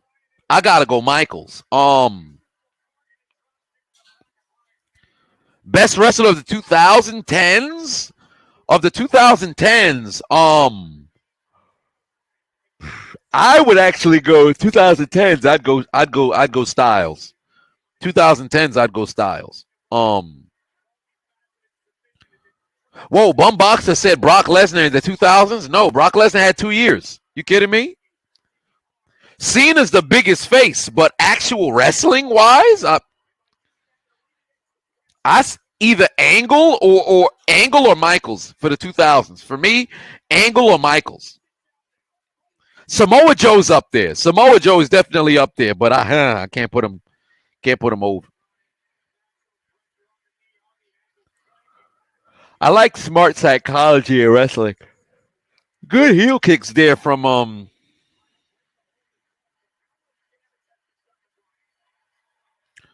by Brian there. Okada, Omega. Eric B said you say Styles, Perk, Angle, or Punk in Ring of Honor. Punk in Ring of Honor was great.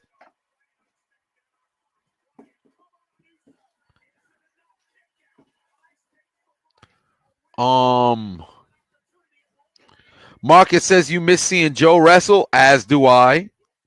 I wish we could see more of Samoa Joe on television rather than him giving commentary. I'd love to see that brother in the ring. David says Umenga. Remember when Regal kept saying Umenga instead of Umaga? Umenga. Carrie says the best TNA wrestler of all time? Sting. I take that back. Styles, Samoa Joe. Styles, Samoa Joe, Kurt Angle. Those are your three. Styles, Samoa Joe, Kurt Angle. Best of WCW? I can't say Flair.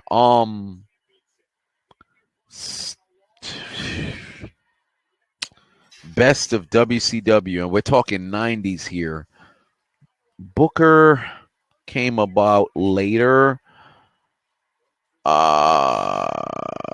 When you think WCW, you think Sting, so I kind of got to go Sting. I can't go Flair. Flair is more NWA. Flair is more NWA.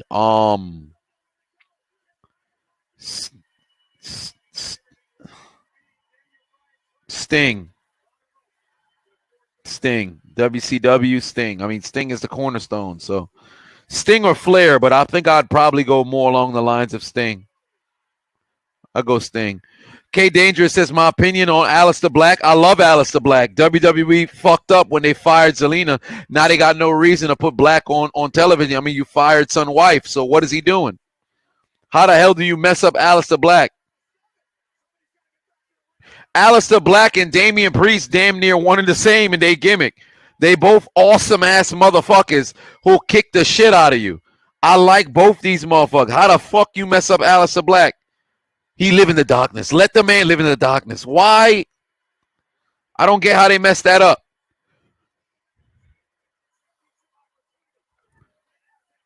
NWO Wolfpack, NWO original.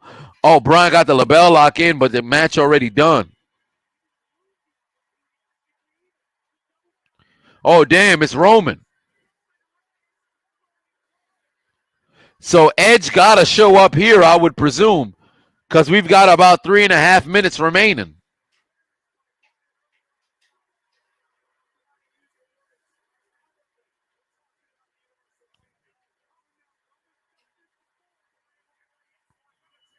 Damn, Roman's down.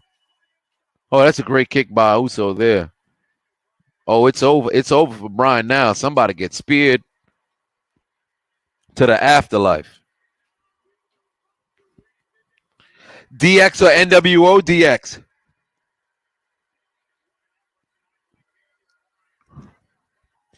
Oh, there's the flying hug by Roman. There's a flying hug by Roman. Oh, he about to choke him out. Damn. There's the flying hug. Abyss. That's a great name for TNA. Abyss. Jay said Roman loves his Jordans. Indeed he does. But does he love those Jordans? Because he decided to go to the ring wearing them motherfuckers. God damn, that's the end of the show. We still had like 3 minutes, WWE. Golly, it's 9:57. We about to end SmackDown like that? Paul Heyman standing like a gargoyle outside on the apron. Well, I guess that's the end of Friday Night SmackDown. That was very sudden. Golly, I thought I was mad son. I thought we had at least seen Edge. God damn.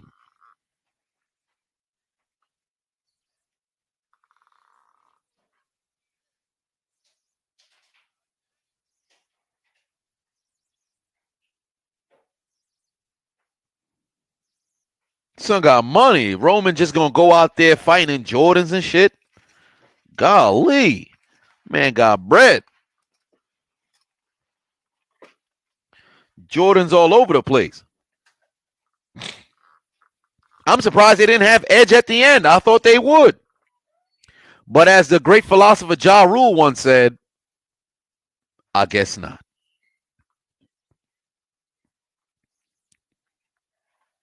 Let's check for more donations that we okay with.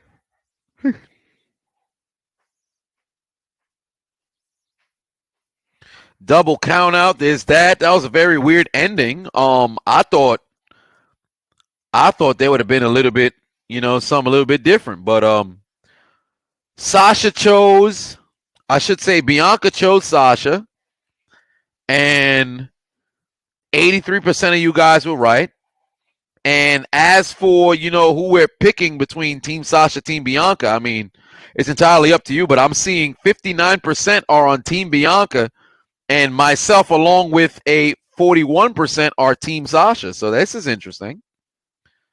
More people are Team Bianca. That's something. So I'll ask Hootie Zay, who I'm about to bring on now, what are your thoughts on Bianca and Sasha? And moreover, whose side are you about to be on going into the WrestleMania? Kamal put 2 on it. Said Samoa Joe best work in Ring of Honor as world champion. You ain't wrong about that. Definitely some of his best work. I think at one point in TNA he had all the titles. But yeah, Hoodie, tell me, what are your thoughts on Bianca and Sasha? Should be an interesting.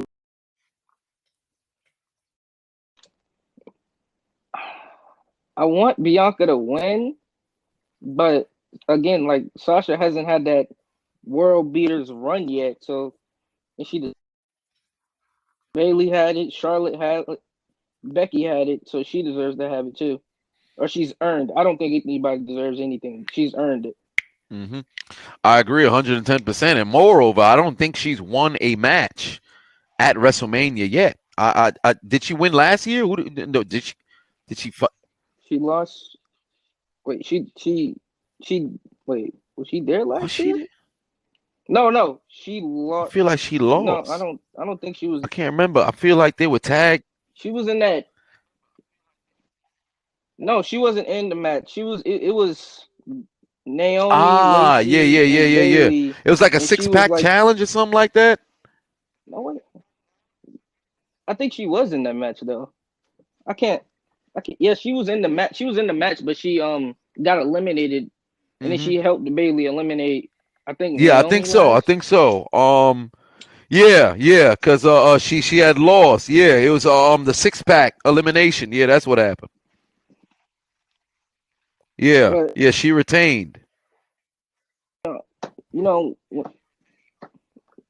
always got something to talk to you about. When I come on the stream. So earlier today, I seen a documentary on NFL's media's original, and I think you should watch it. It's about the evolution of the black quarterback. And I want to ask you a question, Chiseled Adonis. What do you think the quarterback position is starting to become more oriented position? Because as you see, honestly, yes, the better quarterbacks are now becoming to be. Yeah, I would think so too. Because more of the best quarterbacks or becoming African American, or either African American or mixed. Patrick Mahomes, Dak And Prescott. moreover, on top of that, they're prioritizing in quarterbacks now. They're looking for dual Scrambling. threat, If you can, mobile. if you can scramble. Yeah, the traditional Tom Yeah. Brady, Peyton Manning, Phillip Rivers stand in that pocket. Like That's what even he's like like. the It's about to Big be Ben done. kind of, at least a bit elusive to be able to shake off the rush. But now they're looking for quarterbacks who can use their legs and, get out there. So it definitely is transitioning more towards, the African American style. And it also touched on the documentary. Doug Williams. Mhm. Obviously, he's the probably most important black quarterback. Michael Vick, Donovan McNabb. It Mahomes was in it. I think Lamar was in it. Deshaun Watson was in it for Russ for some reason wasn't in the documentary. I don't know That's why, interesting. but it basically touched on like how the black quarterback has came so far and how it used to be so rare and stuff. It's a good Okay, watch. I'll definitely check that out. I gotta see what they talking about because I agree that that it's funny how it all played out, but what I enjoy the most is I think McNabb was different than what Vic was because Vic was heavy athleticism. McNabb was kind of like the pocket passer who also can use his legs when he had to. For all intents and purposes, And when he did use them, he was yeah, great. exactly. Him When he and did Russell use them, he was Wilson. great. Russell Wilson is just way more accurate. And he's better. But their game is very similar. But Russell is just on such a higher level. And they've had a lot of different black quarter, like Randall Cunningham was mobile when he had to be. When he was on Philly and stuff Byron like that, he was Leftwich moving. was Yeah, slow. Byron Leftwich was so goddamn slow. David Garrard was around for a little bit. I believe he was the one who ended up beating Pittsburgh in 2007. Yeah, I think it was Garrard. Yeah, it was Garrard. You see Dwayne Haskins, who isn't the most athletic black quarterback. Yeah, either. and he's gone. He has a chance in Pittsburgh to possibly become the number 2 and then maybe number 1, depending on what happens with Ben. But a lot of different black quarterbacks are coming in. I mean, you can't talk about not without Cam Newton if we're going to talk about Mike Vick and then also like a RG3 or dominated all those guys. So there's a lot of different styles with how the black quarterback plays, but still till this particular point, I think the one thing that they definitely need to work on really is just that arm, that accuracy, and the ability to stay in the pocket. I ain't saying not leave. RG3, I think that's probably ended up costing him his career because he didn't want to go and bank on his actual talents. He said, no, I want to be a pocket passer. I want to try to do all this other stuff, and then ultimately here we are. But for the most part, they've definitely shifted. and they can't. And the story used to be that black quarterbacks, they were heavily on athleticism, not really good at throwing the ball. Now you see some of the top quarterbacks, they're able to sling the ball and they're black. You see Russell Wilson, Dak Prescott. You see guys like Patrick Mahomes, who's coming into the league and dominated ever since he's came into the league. They can't use that anymore. It's either you give these guys a chance or you just don't, or you just out. You're out. You basically, when you look at a guy like Justin Fields, he might be like the 12th black quarterback to start coming into next year. You never know. These guys are coming out of the woodworks, and it's good to see. It's good to see that the quarterback position is becoming more than just they definitely evolved. Now, one guy we forgot. I'm happy that Israel put it in the comments. Says Warren Moon. How could forget about Warren Moon? Oh yeah, they talked about Warren Moon in there too. They said how he had to wait 5 years just to get. He won 4 championships. Matter of fact, no, I think it was 6 years to get in the league. He won like 5 Grey Cups in the CFL. That shit's crazy. Like we talk about Kurt Warner's one win. I think it was in the Grey Cup or whatever. Freaking Warren Moon won like 4 of them. They talk about how he never won no championships. I beg to differ. He won in the CFL. I mean, it's not the NFL, but still, man was dominant. Had he been in the NFL his whole career, he probably would have retired as the all-time leading passer. Like this dude played until he was 43, I think. It's ridiculous how long this guy played. This shit crazy. He was he's a great guy. Great spiral. His arm talent was incredible. He wasn't He wasn't one of the most athletic black quarterbacks, but he's banked on his arm talent. Yeah, he's a Hall of Look at how Famer. that got Yeah, him although you the know Hall of that Fame, that I think. 93 Oilers, or actually should say the 92 Oilers, they fucked up that season. Can't believe they let the Bills come back from 32. Like, you got to be kidding.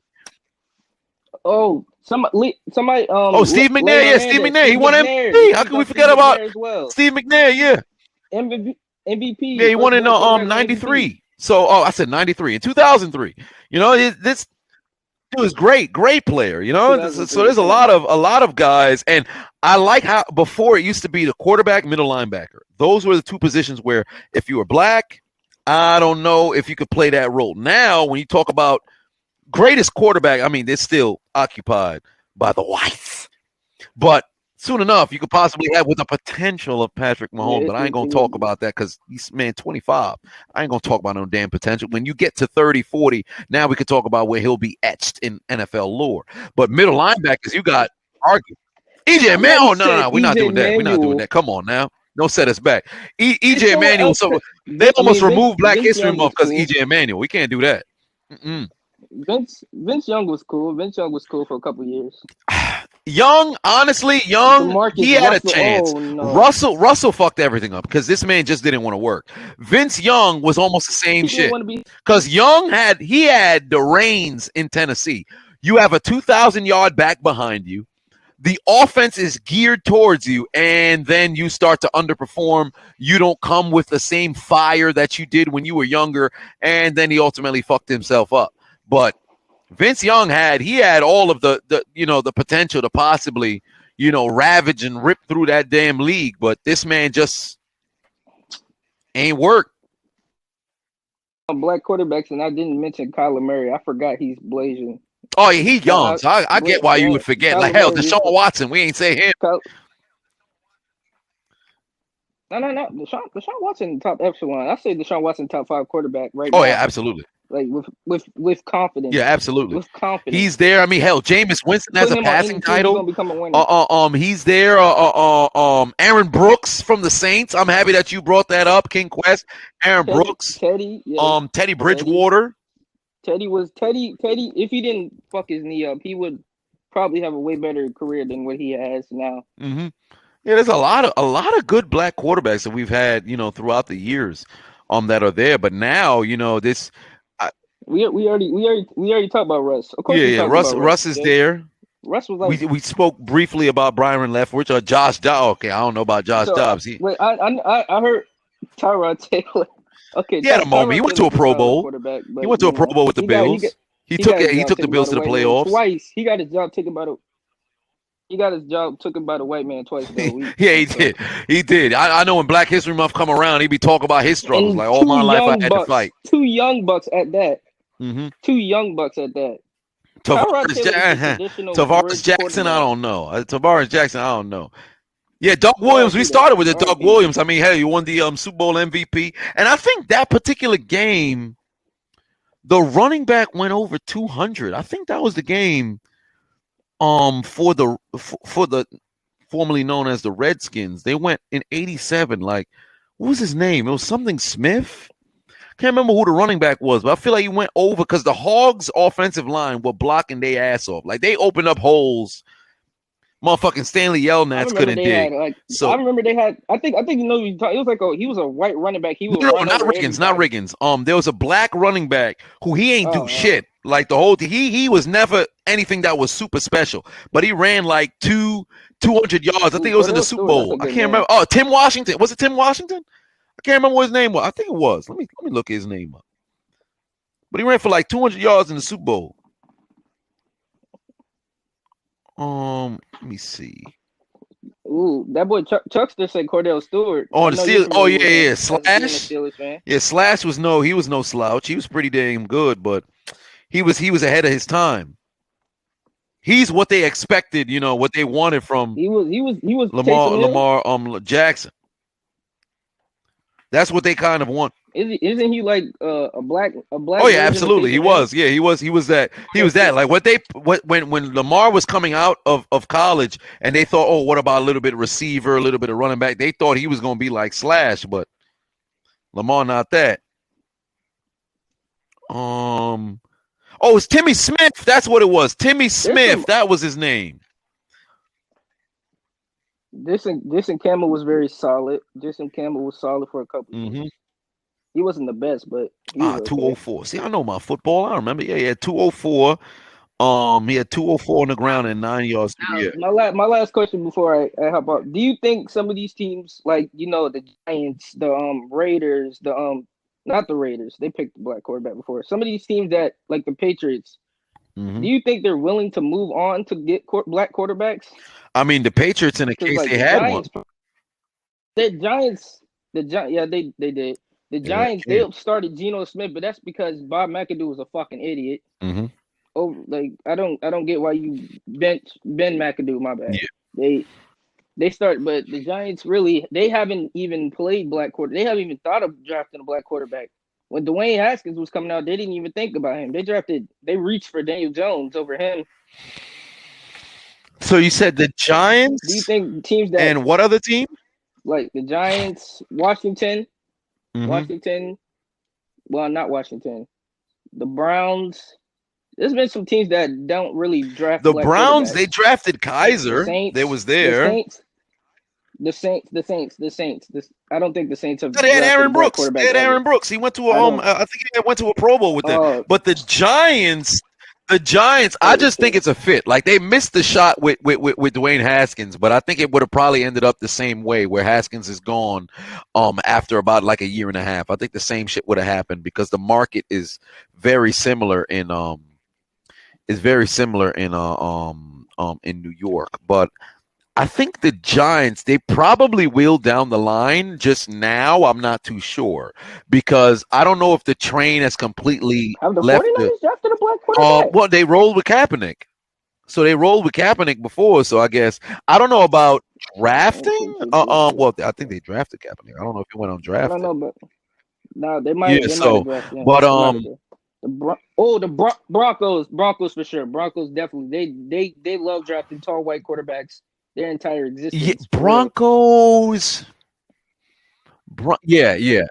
Elway. It went from Elway, and then I can't remember who was after Elway. Then it became Plummer. Plummer was there, and then after Plummer was gone, you had the Kyle Ortons, Kyle Orton and somebody else. Then it became Tebow. Jay Cutler, and then Kyle Orton, Tebow, Manning, and then it was just a revolving door of Trevor Siemian, Paxton Lynch, all these different guys. So the Broncos, I think a lot of these other teams, they'll take chances on black quarterback, but it really just depends on the fit, honestly. Because if somebody's like, for example, I was thinking Denver could possibly look towards the Bridgewater, but then the last 4 weeks of the season, Drew Lock played pretty doggone good in 2019.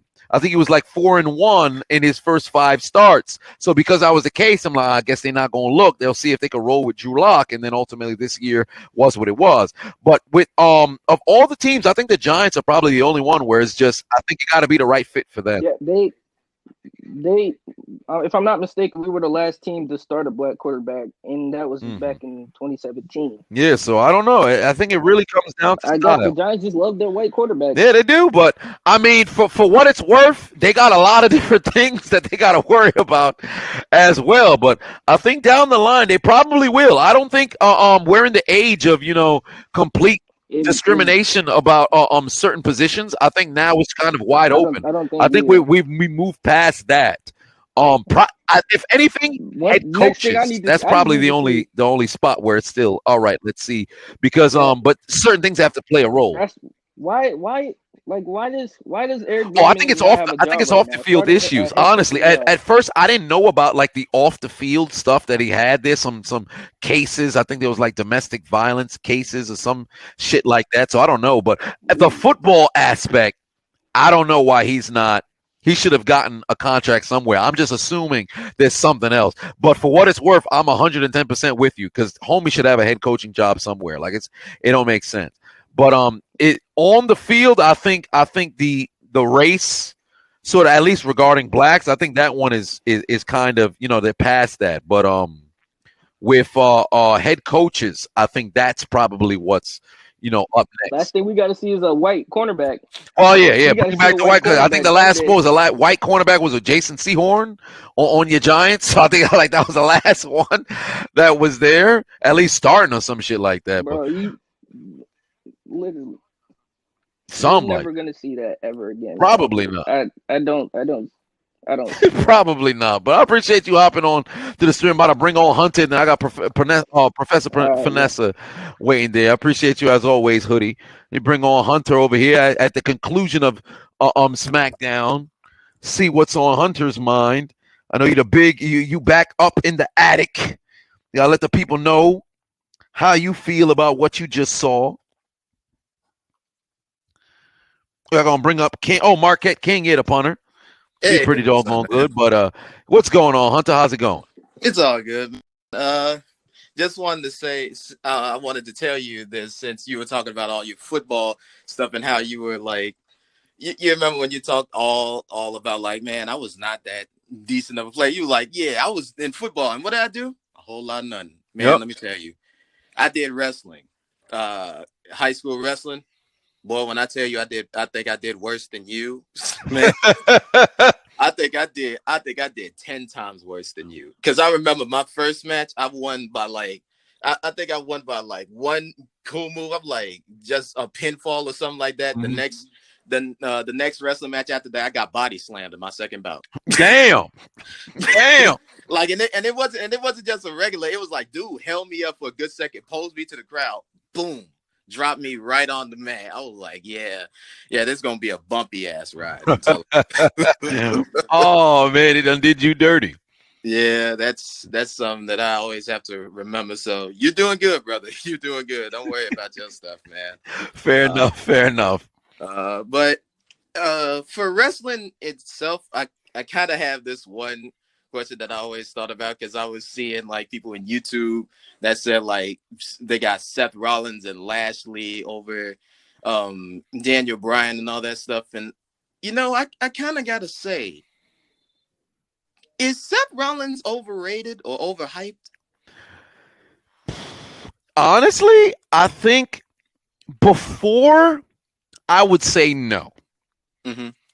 Now I think it's kind of just a recency bias. Yeah, that exists. And because we didn't see Seth for 4 months, 5 months, now that the chirping behind it is just that they'll build you back up to break you back down. So at the current moment, I guess you can say overrated, but he's not. He really is. He's rated where he should be. Technically, he's rated where he should be. Yeah, he's rated where he should be. But in the grand scheme of things, where they got him at the top of the pump the brakes a little bit. Yeah, you can pump that a little bit with some stuff like that because I've seen a lot of people that said that he's kind of over Daniel Bryan, and I'm like, I gotta be honest, man. I used to thought that Daniel Bryan was like, yeah, he could kind of be that person that you could see, like, not the best talker or not something like that, but the Team Hell No stuff, I can't deny that he's probably up there with like character, in-ring storytelling, which is always a plus that you need to have. I don't think Seth got that. I think when it comes to actual like in-ring styling, I can kind of see Rollins by that, but when it comes to telling the story, I think he was the weakest of the Shield. Interesting. Well, Roman now had taken it to a whole other level. Yeah. Roman now, he took it to a whole other level. Moxley, when he was Dean, I thought he was probably at the bottom of the three. Because initially, mic work and kind of ring work as well. Roman was just very believable for what it was. It was a powerhouse sort of situation. So Dean kind of evolved, I guess, after the feud with Seth. But Seth being, world heavyweight champion and everything, I thought he kind of stepped out of his shell. But when he got hurt, he was just floundering. Even though he was at the top of the card, he was still relatively floundering. He wasn't that cowardly heel, because when he was champion, it was great, and then he got hurt and he was on his own and had to do his own stuff. So I don't know. For me, it was Dean, who was at the bottom, because although Roman was and they were forcing him down our throat, he was still but he was still top of the card and legit top of the card. So I don't know, but I see where you're coming from. But I would probably go Dean, as the quintessential weak link, because there were no really weak links, but there wasn't no weak of the links Shield. Yeah, but I can see why when it was like that Seth kind of had the edge over Dean, but the thing about that is the reason why I have Moxley / Dean higher is because his one weak spot was basically WWE, where he was not as like a real storyteller like person. Yeah. But in CZW and in AEW, he's far exceeded the person that he used to be. Yeah. So that's why I could see like his old stuff at CZW was one of his peak moments. His stuff in New Japan is pretty good. And it was getting there to like, oh, okay, you kind of semi there. But his early stages of New Japan were really like, yeah, he's really intimate about like telling a story about this. Because even if you see and this is the best thing that he did, the match with Tomohiro Ishii, when he I think it was like early in the stages of the match, when Ishii came to the ring, the first thing he did was headbutt Moxley. Like he just headbutted him, and it was like a face-off thing. And then Moxley did it to Shingo. It's stuff like that where you like, oh, okay, now you making me invested in the story without even throwing actual bows at each other. Like it's things like that I see like that I kind of have over. Like if you good on the mic also. And this can also be a thing that I wanted to talk to you about, storytelling when it comes to the ring. I even think at this moment, after seeing all the stuff in professional wrestling and like reliving the Attitude Era, how do you feel about me saying that Stone Cold was over The Rock when it came to in-ring storytelling? In-ring storytelling? With Austin being over The Rock, I definitely say absolutely. I think Austin was definitely over The Rock because with his Austin from 96, when the shift happened from Ringmaster to Stone Cold at King of the Ring and everything. Well, a little bit before King of the Ring, but Austin's in-ring work, because he was he was a heel, but he was really ended up becoming the tweener, and then he kind of helped that until he was done.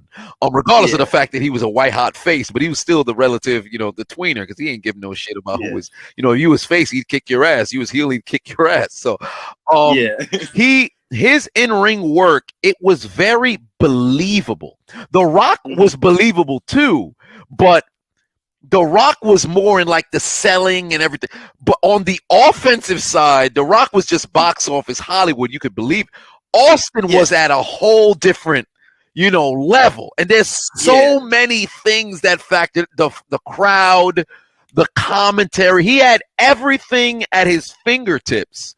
Yeah. And it worked with really whoever Austin worked with, during that 6-year run. Well, 5 years, because we can't really. 2002 was a rough year for Austin. But for what it was worth, I think I don't think it's crazy to say Austin over The Rock, regardless of the fact that I still love The Rock as my favorite, character of all time. Austin, had he not, broken his neck, there was so many matches we could have saw. He just wasn't the same after he broke his neck. That's saying something, because he hit the peak of the company after he broke his neck. That's saying something. Exactly right. Like what? The fact that there's a what if with Austin, besides the fact of if he, could have continued his career after, I think he retired at 40. He won the title in '98 at 34. So if he retired in 2003, almost at 39. So 39. Yeah. So whatever had he, wrestled into his 40s, what could have been? But you're not wrong for saying that.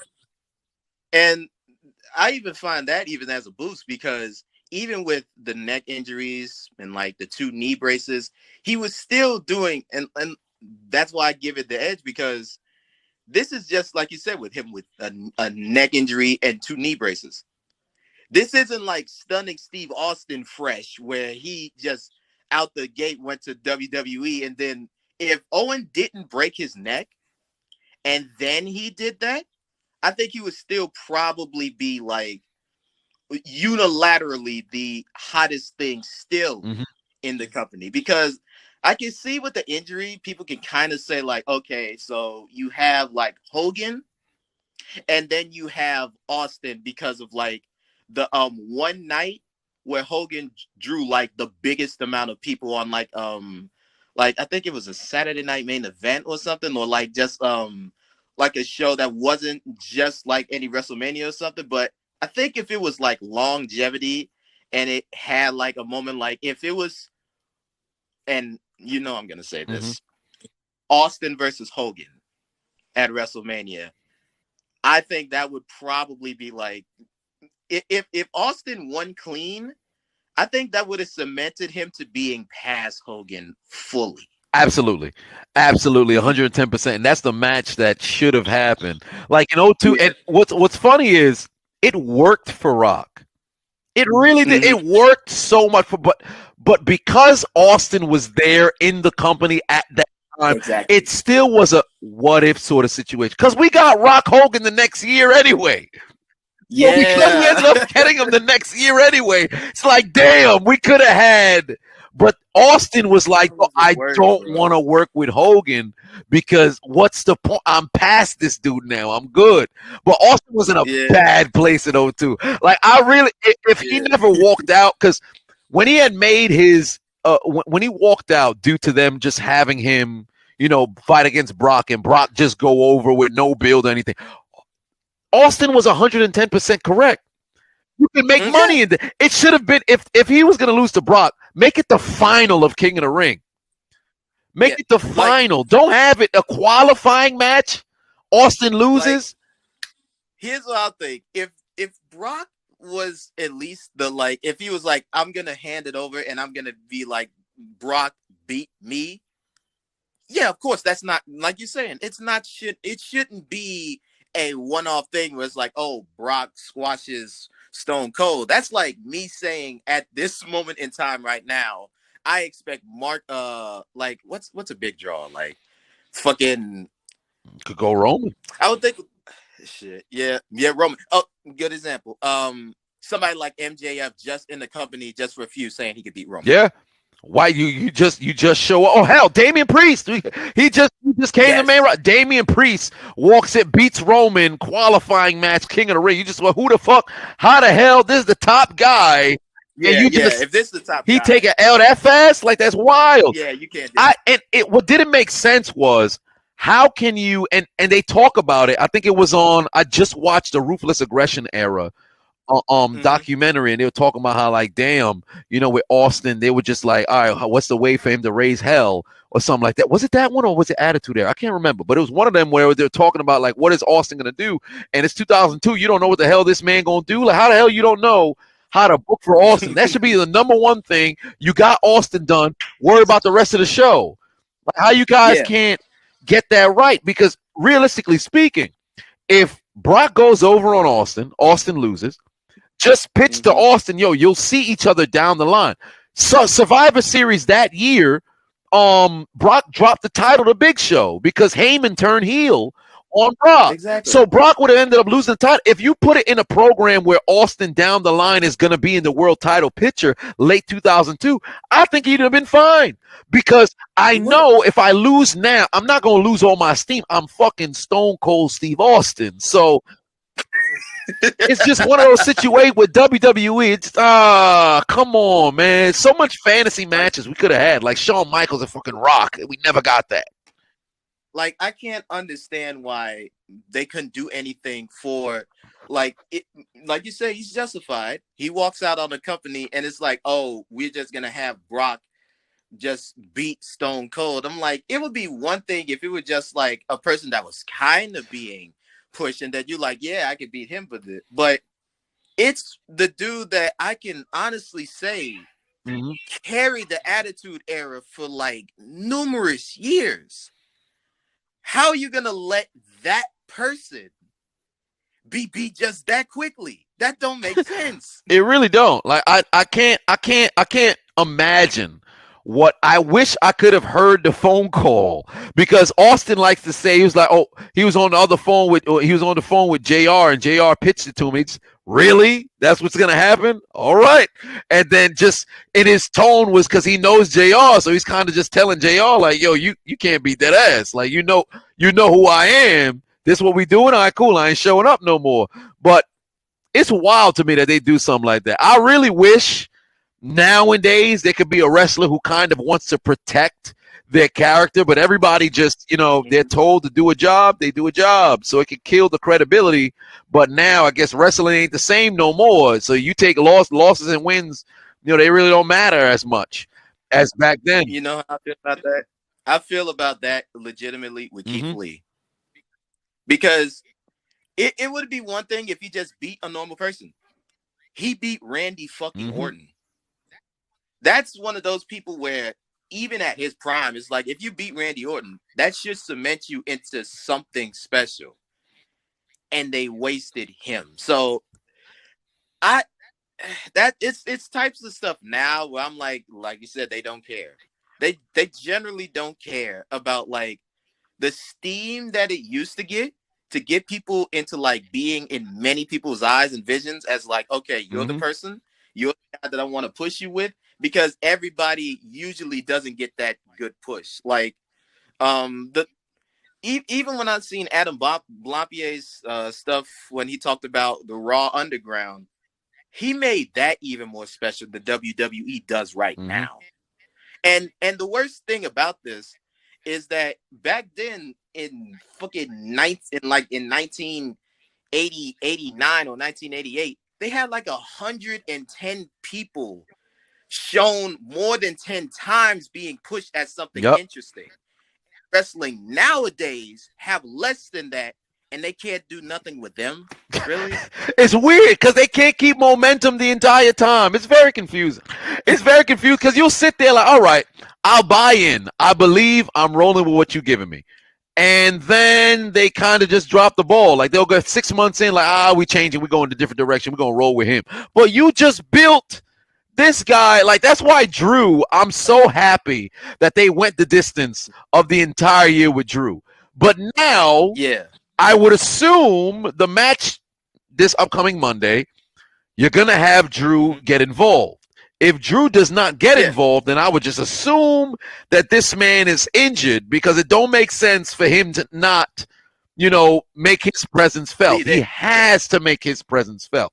So whatever the deal may be, you can carry this man moving forward as a legit main event guy. Don't just do the Jinder Mahal, throw somebody to the main event, they out the main event, and now you just, we throw him in the mid card and then ultimately just let him fend for himself. It just don't make sense. There's always times of like, people will always think that Jinder Mahal deserves it more, and I'm just thinking, so Jinder Mahal deserved it more than Aleister Black? That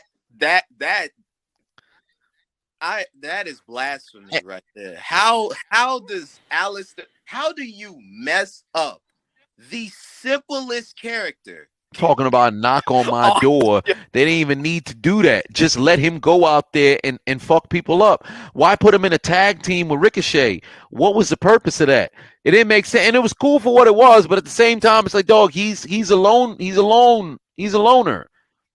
Like, he's a lone wolf. And then Ricochet, the thing about Ricochet is that if you wanted to do something interesting, you learn from what he did in Lucha Underground. If he can't talk, if he can't speak that much, you work on him on the mic more, so that even if it's choppy nowadays, or if it's choppy at the time, gradually, if he starts talking more and actually getting more people in his ears to say, okay, this is what you should do, this is what you shouldn't do, maybe not do this superhero thing right now, it probably could be too cheesy, but do it in a way where it's like, it makes sense for people to like you, where it's like the New Day. The New Day are basically the cartoony things and stuff like that, but it's not overly cheesy to the point where it's like, why am I watching this? New Day is probably one of the best three-man team stable in WWE history, and they made it work by doing stuff that literally they would do every day. You could do the same thing with people like Ricochet, or you could do it with Montez or something like that, basically. But I just find it hard that you can't do it that simple.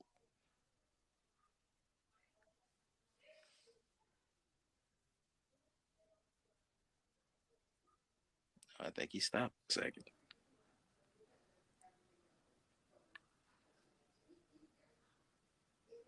Wait, hold on a second.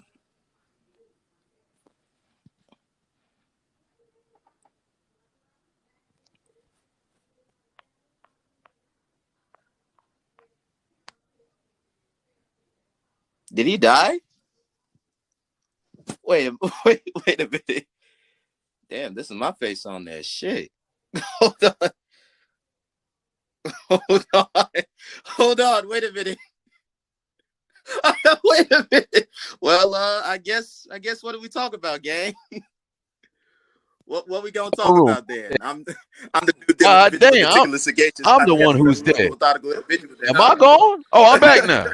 All right, it done became the Hunter show. I said, how the hell I get deleted? God damn, how I get deleted? Damn. That's random. I'm sitting here like, oh, what just happened? Did I got booted up my own stream? I'm like, I'm hijacking. Yeah, you the hacker, you Ali, you the hacker out here. You go break into my 10 stream. But let me get your final thought out because you were just finishing up. Oh, man, I just gotta keep it honest and keep it real. Yeah, what you said about Cesaro, yeah, he gotta be the. If you wait enough times and if you push it properly, like they should have Cesaro eventually beat Roman, because I see him as the person who has the more like accurate story. He has the yes indeed, the Daniel Bryan, the Kofi story, the years of being denied sort of situation. Yeah. So yeah, I think he got the same 11-year story as Kofi. Yeah, he just might, because I think Cesaro, I don't know if he was in FCW, but he was early NXT. Yeah, it had to be like 2013 he came in, because he was on that first NXT show, the first NXT show. So he was definitely there. I don't know how long it's been, but he's definitely been here like at least 8 years. Yeah, at least 8 years, and he's never gotten a shot at the main title. I don't think he's had a title shot. Yeah, so since that's the case, that's the Kofi story. Because in Daniel Bryan's case, he was already a 2-time, WWE champion until he finally could go for at least with the win. But Cesaro needs to be the guy to take the title off. Like, I was sitting here for the longest, like, all right, who's going to be the guy? Cesaro's the guy. So if that's the case, they just need to have him go over on Rollins, have him go over on somebody else, and then either Money in the Bank or SummerSlam and just a one-on-one kind of match. Have it similar to when Bryan beat Cena. It's just one of those matches where you say, I don't think he's going to do it, and he win. Which one is first? Yeah, here's the interesting thing. Which one is first? Money in the Bank? Oh, Money in the Bank's first. Money in the Bank's first. So Money in the Bank, it says Money in the Bank's first. That can cattle to SummerSlam. That's what I think. I think if Cesaro wins the Money in the Bank, that should, at that moment, cattle. Yeah. And on top of that, because Cesaro is that agent, Jason Statham kind of character, he could just do the, I won the Money in the Bank. I need you to know I'm coming. He'll just dress up in a suit. He'll be the hitman dude. Like, I just need to let you know I'm here. It fits perfectly with him. So I'm excited for what they'll do, man. Because I'm all in on Cesaro. I'm putting all the damn rolling all the chips on. If we can go live and see Cesaro win, I might just have a reaction the same way I did when Bianca Belair won the Rumble, man. I'm so excited for Cesaro. That's my guy. Happiness. Absolutely, man. I appreciate you hopping on the stream as always. Yeah, man. I'll catch you on Monday. Monday Night Raw. I'll see you then. And we got two more. We got Professor Vanessa, and then also, You know, my man Macho time with the Crown Royale. Got to take a shot with you, bro. Got to take a shot with you, bro. Well, we're gonna bring on Professor Vanessa. So you were waiting in the ranks. But yeah, man, SmackDown, something. I just premiered a video on YouTube as well. Had the what was it, Alistair Overeem, and this dude's name is kind of hard to pronounce. What was it? Jakinkovic? Well, I can't even pronounce it. It was in the video. But man, Overeem lip just hit this whole piece, just ripped open. You kidding me? Man, lip split in half. God damn. Brutal lip bust. Broken. Abdul over here doing the who's next dance. Who's next? Go, go, go. To find out who's next and shit.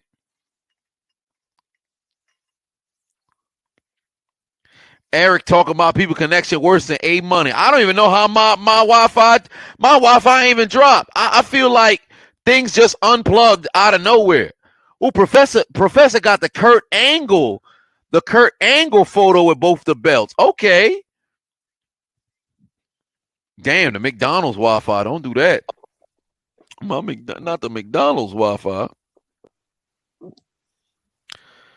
Hey, how's it go, Professor Finesse? How's it going?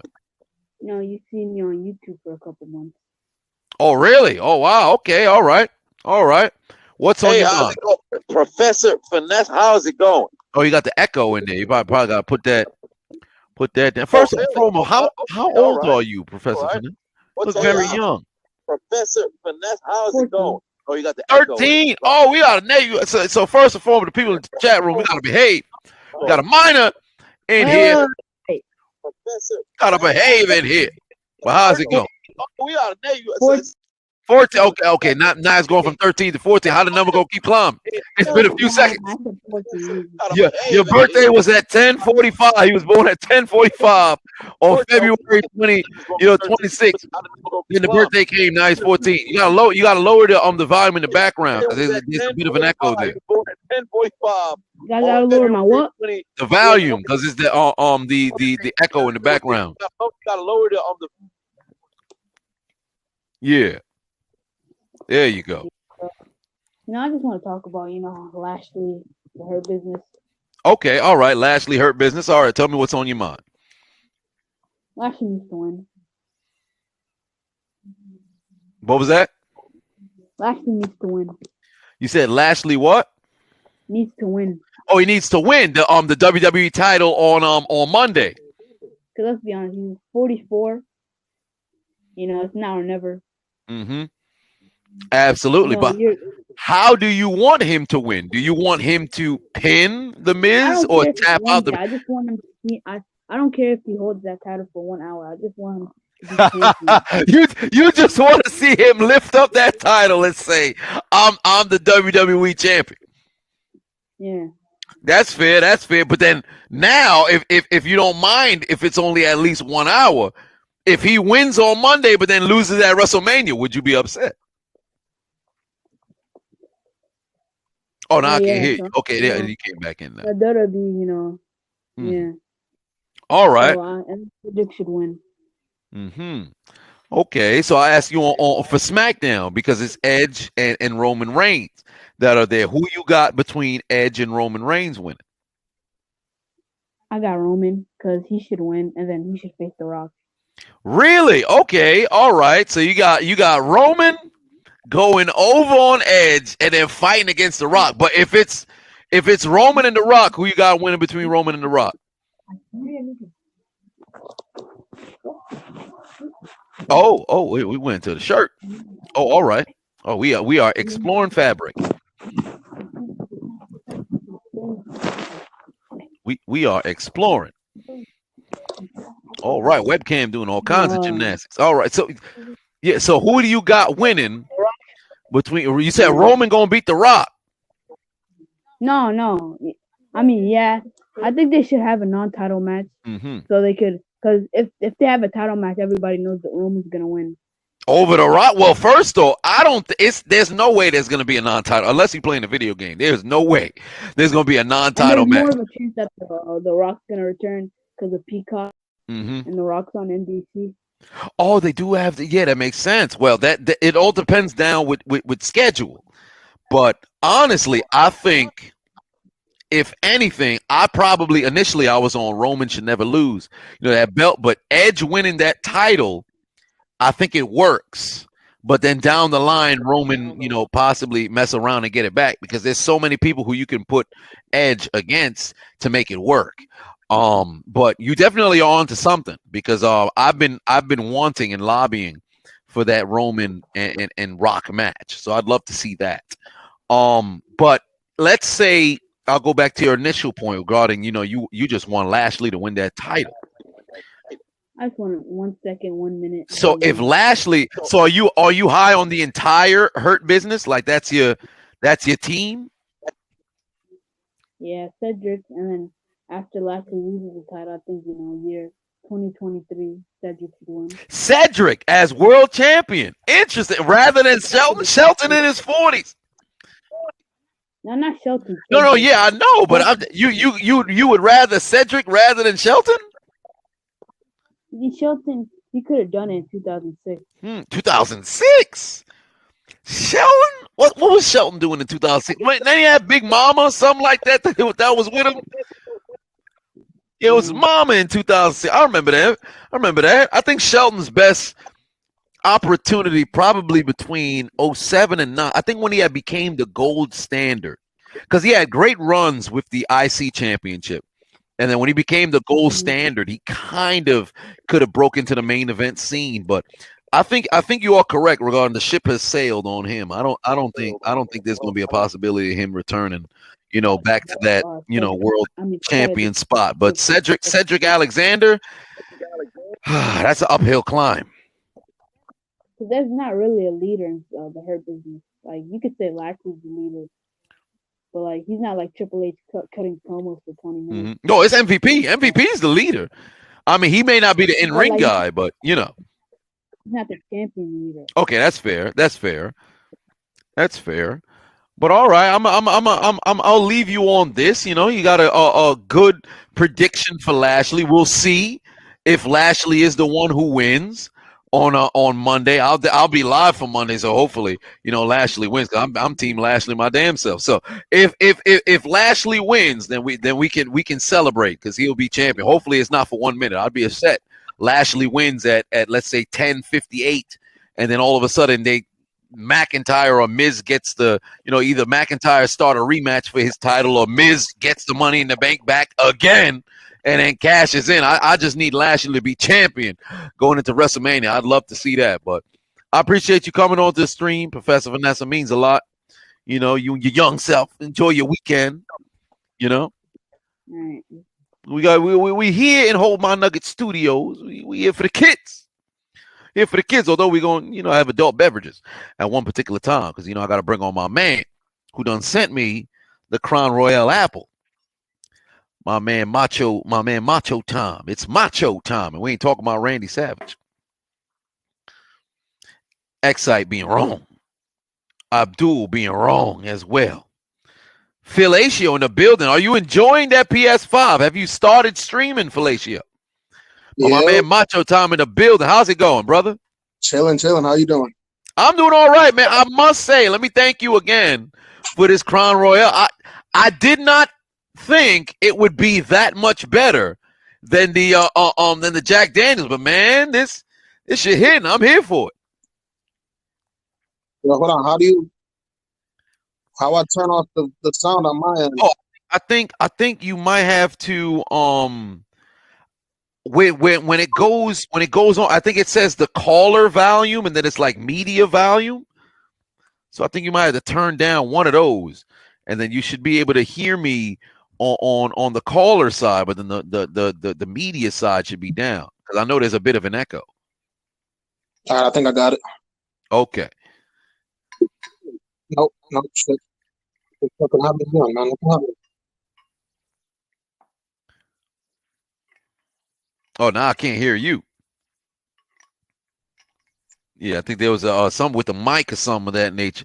It's something to figure out. I actually got to go through it on my end so I can figure out how it goes for you guys. Hold on, let me try to put some headphones on. Yeah. Try to put some headphones on. In the meantime, I'm taking myself another shot of this. Of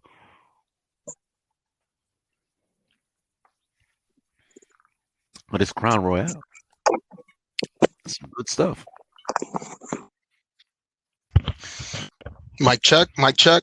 Oh yeah. You clear. You hear me? Yeah, I can hear you. Oh, awesome. There we go. Now it's running smoothly. All right, cool. Yeah. So what's going on, man? How you feeling? What's going on? What's on your mind? Started in this YouTube thing, man. Oh, you're trying to get started yourself? Okay. So you're doing. I did a couple of videos already. Mm-hmm. I'm in the process of editing my third video. Oh, nice. Now, what kind of content you doing? Because you were talking about live streaming during UFC. I'm doing UFC and NFL for now. Okay, all right. So what kind of content? Just giving like your review on. Hold on, 'cause now I hear an echo on my end. Oh, now you hear echo on your end. Okay. See if the echo is still there. I don't know, but yeah, man, this upcoming UFC fight on March 6th, man, this fight is gonna be nasty. Mm-hmm. This card is gonna be insane. There's 3 title fights in this one card. What's the main event? Jan Blachowicz versus Izzy Adesanya. Oh, Adesanya's fighting. Okay. Title, yeah.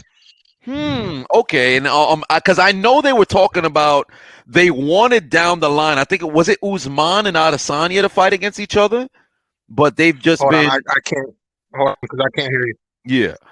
Okay, so let's see what because I know they've been talking about Adesanya and Usman down the line, but they're both champions in different weight classes. No, they're trying to push for Adesanya John Jones, but John Jones moved up to heavyweight. Right. I remember that one as well, because John Jones, actually, he was calling out Adesanya for the longest, and if I'm not mistaken, Adesanya was talking about he wants to conquer everybody in his, weight class, then he'll possibly go and move up.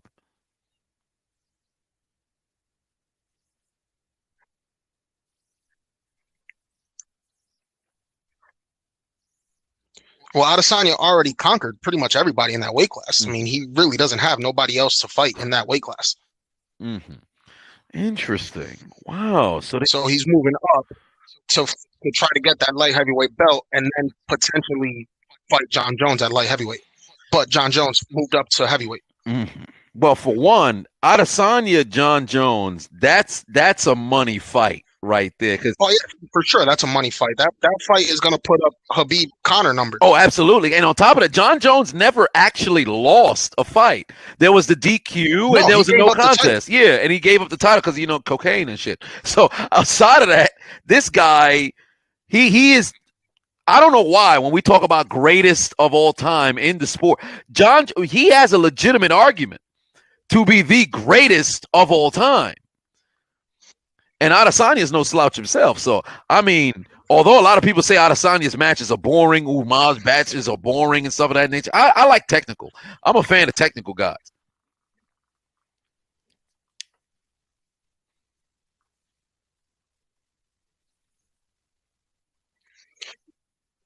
So do I. I like the technical fighters. I like Jorge Masvidal, John Jones, Izzy Adesanya, Jan Blachowicz. Those are all really technical fighters. And then again, in this card, you got Amanda Nunes fighting Megan Anderson for the women's featherweight title, which is going to be an amazing fight. That fight's not going to get to the decision. Amanda Nunes is going to fucking destroy this chick. Mm-hmm. Yeah, Nunes, and she's still champion. I don't think she's lost. No, she's never lost. She still holds 2 titles. This girl, the women's division in UFC is just trying to find somebody who's at least competent to fight against Nunes. She's beating everybody. I don't think, and who has given her best fight? Because from whatever I've seen, she's always just been able to run through, for the most part, everybody she's fought against. It seems like she just outclasses everybody.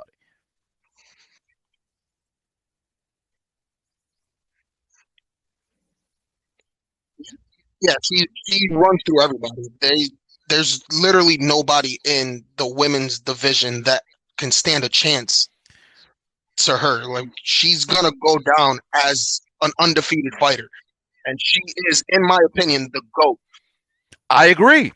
When it comes to out of all time, out of every male, female, no matter who it is, she's the GOAT. Oh, all right. That's a take. She's number one. So you take her. Well, then again, I mean, regarding dominance, when it comes to dominant champions, I mean, she's been dominant her entire career. Her entire career. I mean, you can't deny that. You definitely can't deny that. She's definitely there. As it pertains to dominant champions, because I mean, shit, she runs through everybody. But we'll see. I'm excited. I didn't know. I thought Asanya was fighting a few weeks ahead. When is it? Is it this upcoming weekend? It's March 6th. Oh, March 6th. Okay, so March 6th on the Saturday. All right. So Nunes is fighting. Adesanya is fighting. And what's the other title fight? Yeah, they're flaming. Yeah, they go. They right now. Samoa Joe, Crimson 10, all of them. Yeah, they going at everybody. The other title fight is Peter Yan versus Aljamain Sterling for the bantamweight title. All right. Wow, man, they got UFC been doing their thing, and I'm curious about. Because with Dana White, and he's expanding UFC, and they're bringing in a ton of money now. I mean, they got the Fight Island, so they got a new damn pay-per-view. I think it's like every week or some shit like that. So they've constantly bringing in eyes, bringing in pay-per-view, big fight fields and shit. But I've been curious about like bare knuckle boxing, Bellator, and things of that nature. Yeah, every other week. Yeah, they got a pay-per-view every other week. But with all these different promotions, I wonder if at one point they'll possibly, not necessarily a merger or something of that nature, but take the talent. Bare knuckle is kind of a gimmick. Mm-hmm. Bellator's really good, but they've been signing a lot of like UFC fighters who can't hang anymore. But PFL is really putting on a lot of good fights right as of late. Okay. All right. So down the line, what do you think because UFC's number one, do you think they'll ever be a competitor, at least with mixed martial arts sort of situation? Do you think they'll ever be a competitor? No, not really. Not really, because UFC will always be the big name. UFC is to MMA what WWE is to professional wrestling. There's really no other competition. These other promotions don't have the numbers that UFC has. They don't have the money UFC has. They don't have the brain that is Dana White. That's fair.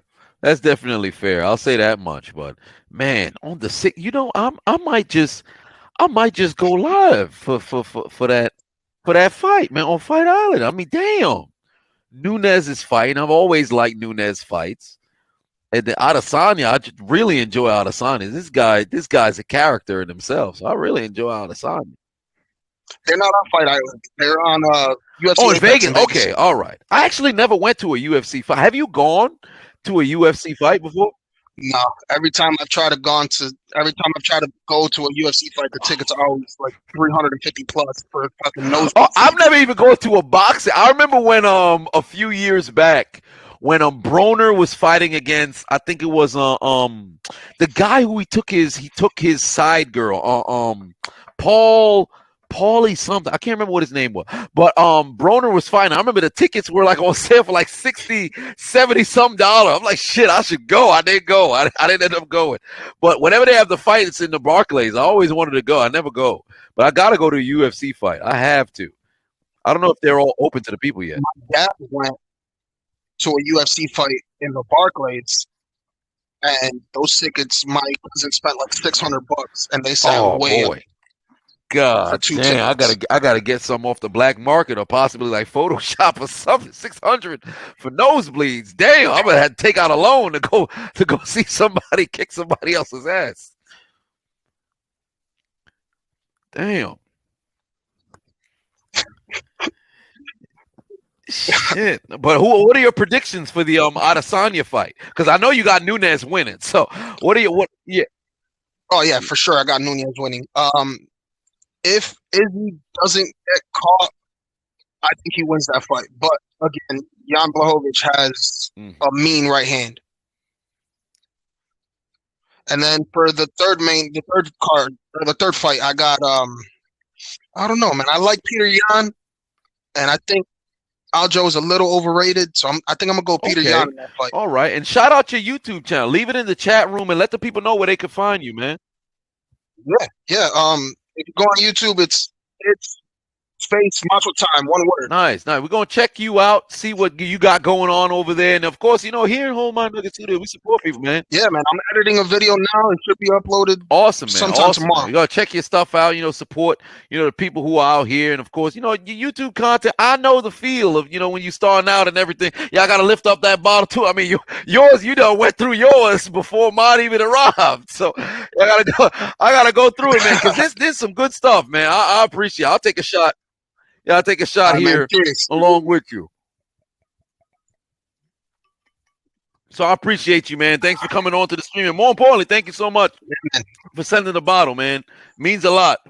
And who knows thank you for inspiring me. Yeah, give it a shot, man. YouTube. Just stay and I say it's the 3 C's when it comes to content creation. It's got to commit to the commitment of consistency. You just got to roll. You just got to roll with the content. Yeah, man, just keep it going and never be afraid to, if you got to go out of the box and all of the social platforms. Like shit, I don't even believe in TikTok. I looked at TikTok like, man, this some loser joint. I'm not really on it. I just went on there and I just upload and leave. The amount of time I spend on TikTok per week is probably a total of 3 minutes. I click upload, I leave. I'm at 48,000 followers on there right now, just putting regular clips on there. So if anything, all social media platforms, just put all your content out there. And if people don't roll with it, fuck them. The people who do, prioritize them. And then just roll with that, man. I wish you the best on your journey on the content creation. I'm confident you'll be able to make it work, brother. Yeah, man. So I appreciate you coming on to the stream, my man. Macho Time, as always. That means a lot, man. Sent me over some great, Crown Royale.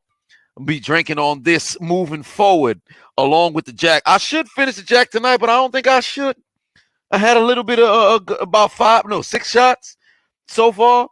I don't want to go higher because now if I'm on odd number, I don't know if I should end on an odd number. It's a weird number to end everything on. Why people talking about Corvette? Why Malik talking about Corvettes, man? Juju signed somewhere. I'm not here for it. Oh, and by the way, regarding SmackDown versus Raw 2007. Because for the people who actually, saw the story of how they sent me, 2006, I had one of my supporters here on Instagram actually sent me to my P.O. box SmackDown vs. Raw 2007. I got to go tomorrow morning to go check because apparently I think it was supposed to be delivered, yesterday. And I wrote out an email like I had told you guys, prior. It hasn't arrived to my house yet, but I will be getting that so I can set everything up. Let me show you in the corner. I'll turn the camera off of the backdrop so you can see. I have to set this up. This is literally what my night is going to be. My night is going to be this. You see that in the corner? That is the boxing, the kickboxing bag for the Unchiseled Adonis. So I'm going to take that and my night is going to be, filling the bottom with, I think, like 200 pounds. Maybe 150 pounds I have to fill with water so the Unchiseled Adonis can start boxing. And we're going to start off very small, like 10 minutes, and we're going to do literally every day. There's not going to be a day off because I need to instill that consistency in him and make it fun. Macho Time left. He just put in the chat room right there, check out his YouTube channel. If you get a chance tonight, well, not if you get a chance, you will tonight. So, go over to his YouTube and check that out. Matter of fact, I'm going over to YouTube right now. And I'll get the link and leave it here in the chat room. I'm gonna hit subscribe as well. There you go. Here is his channel right here in the chat room. Y'all go and check out Macho Time's videos and show some support. Because here in Hold My Nugget Studios, we support each other, goddammit. I know the feeling of not having People behind me. Oh, we see the subscribers already jumping. Man, just jumped from 12 to 14. Keep the subs going. We better hit 20 before this stream done. I'ma keep hitting motherfucking refresh until we double my man subscribers here tonight, man. We gonna double, but I gotta set up the Unchiseled Adonis. Hey, we up to 17. All right, we got people subscribing, man. Y'all subscribe. Y'all better go and subscribe. And if anybody else who got a YouTube channel, you better leave the link to your channel in the comment section. We support each other over here. That's what we do. We support each other. All right, we over 20. There we go. We done reach our goal. All right, we gonna double it. You done start out with 12. Now you're gonna be at 22. There you go. There you go. We building a community already. Oh shit. Macho done said it's all his burner accounts. Well, there it is. We got the same life. My burner, your burner. There it is. But yeah, man, I'm about to spend the day, the rest of the night setting up the punching bag for the Unchiseled Adonis. I got boxing gloves and everything. When I go to the gym, let me see if I can reach over, get mine. Because I was taking a kickboxing course out in Harlem. And I got a few. Here's my Raycons. I got both my Raycons on the side of my bag. I ain't one of them people who promote everything that you ever see me advertise. I use my Magic Spoon cereals. Literally, the cocoa finished. I wrote on Discord. The cocoa one is finished. I'm fixing to go through my cereals in the morning. Oh shit! I done dropped the fruity.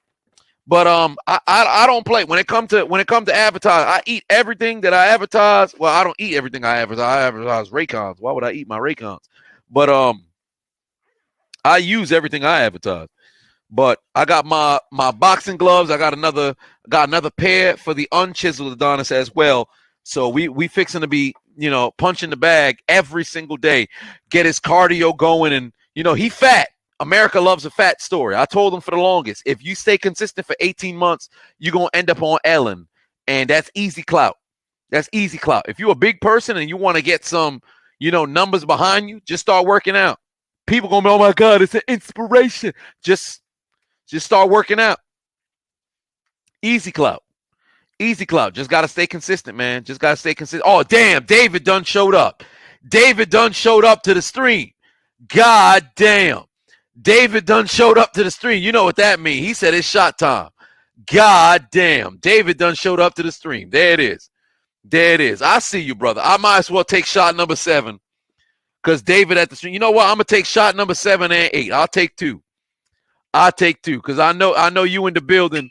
I'll take a Jack Daniels and I got to take 1 just to make it even. Oh, man, just when I ain't think David going to show, oh, boy, I'm about to be at half of 16. Here we go. God, I barely ate today, too. I wonder if it's going to be hitting. Who knows? But that's 1. And then we're going to do 2.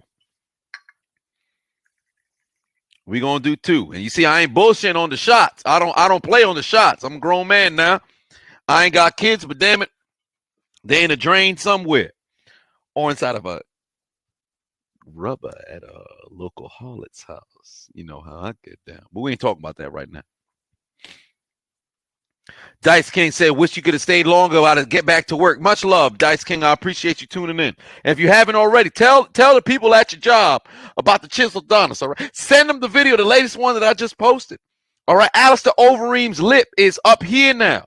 The man got the Joker smile. Here's shot number 8 just for you, David, because I knew he was going to show up.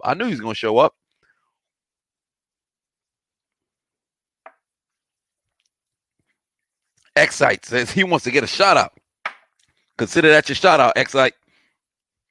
Malik said drunk me is in the building. Nah, there is no drunk Chiseled Adonis. It ain't going down like that.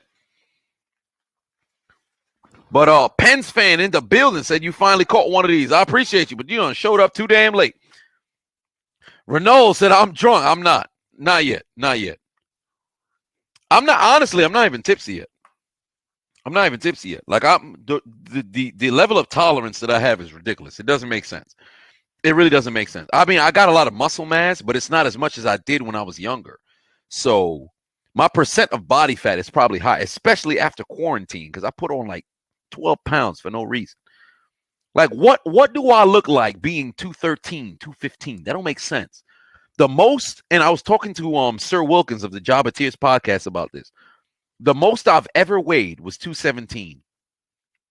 That was at the conclusion of my second year in college. I played wide receiver in college. I'm 5'11".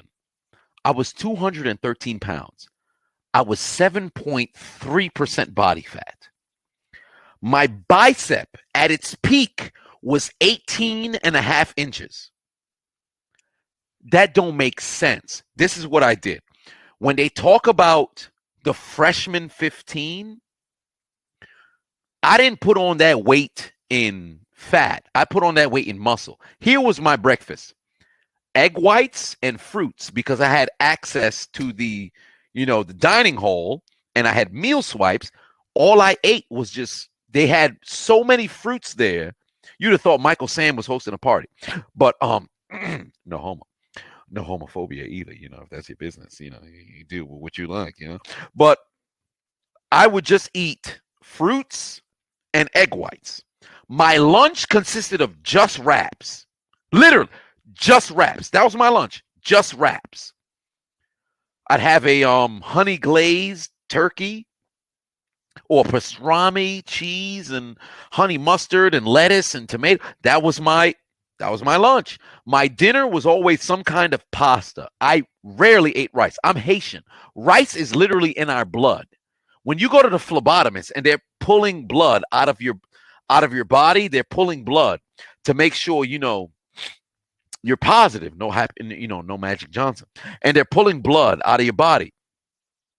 They would pull rice out of Haitians. I barely had rice. I had rice 6 times over the course of my 5 college semesters when I graduated my associates. And it didn't be 5 rather than 4 because I was dumb. I switched majors. I went from business management to sports management. So, but unbeknownst to me, it's the same fucking degree, but whatever the deal may be. But that was my regimen. And 5 days a week I worked out. Monday, Wednesday, everything upper body. Tuesday, Thursday, everything lower body. Friday, about 90 minutes on core and then 30 minutes of a full body workout. I worked out at least 135 minutes each day throughout the week. It didn't make sense. Because although I was on the football team, we didn't have a workout regimen. We didn't. We worked out in the off season. During the season, it was do whatever the fuck you want sort of situation. So, but I bulked up to 217, getting ready for the 3rd season when I ultimately hung up the cleats. So, and I've spoke about this numerous times. Low key, I want to acquire enough money to where I can go back to college for 1 semester. Just 1. And play college football again. Just 1. Like, it's either college football or semi-pro, because I got 2 more years of eligibility. So it's either college football or semi-pro. But if I do semi-pro, I can have everything mic'd up.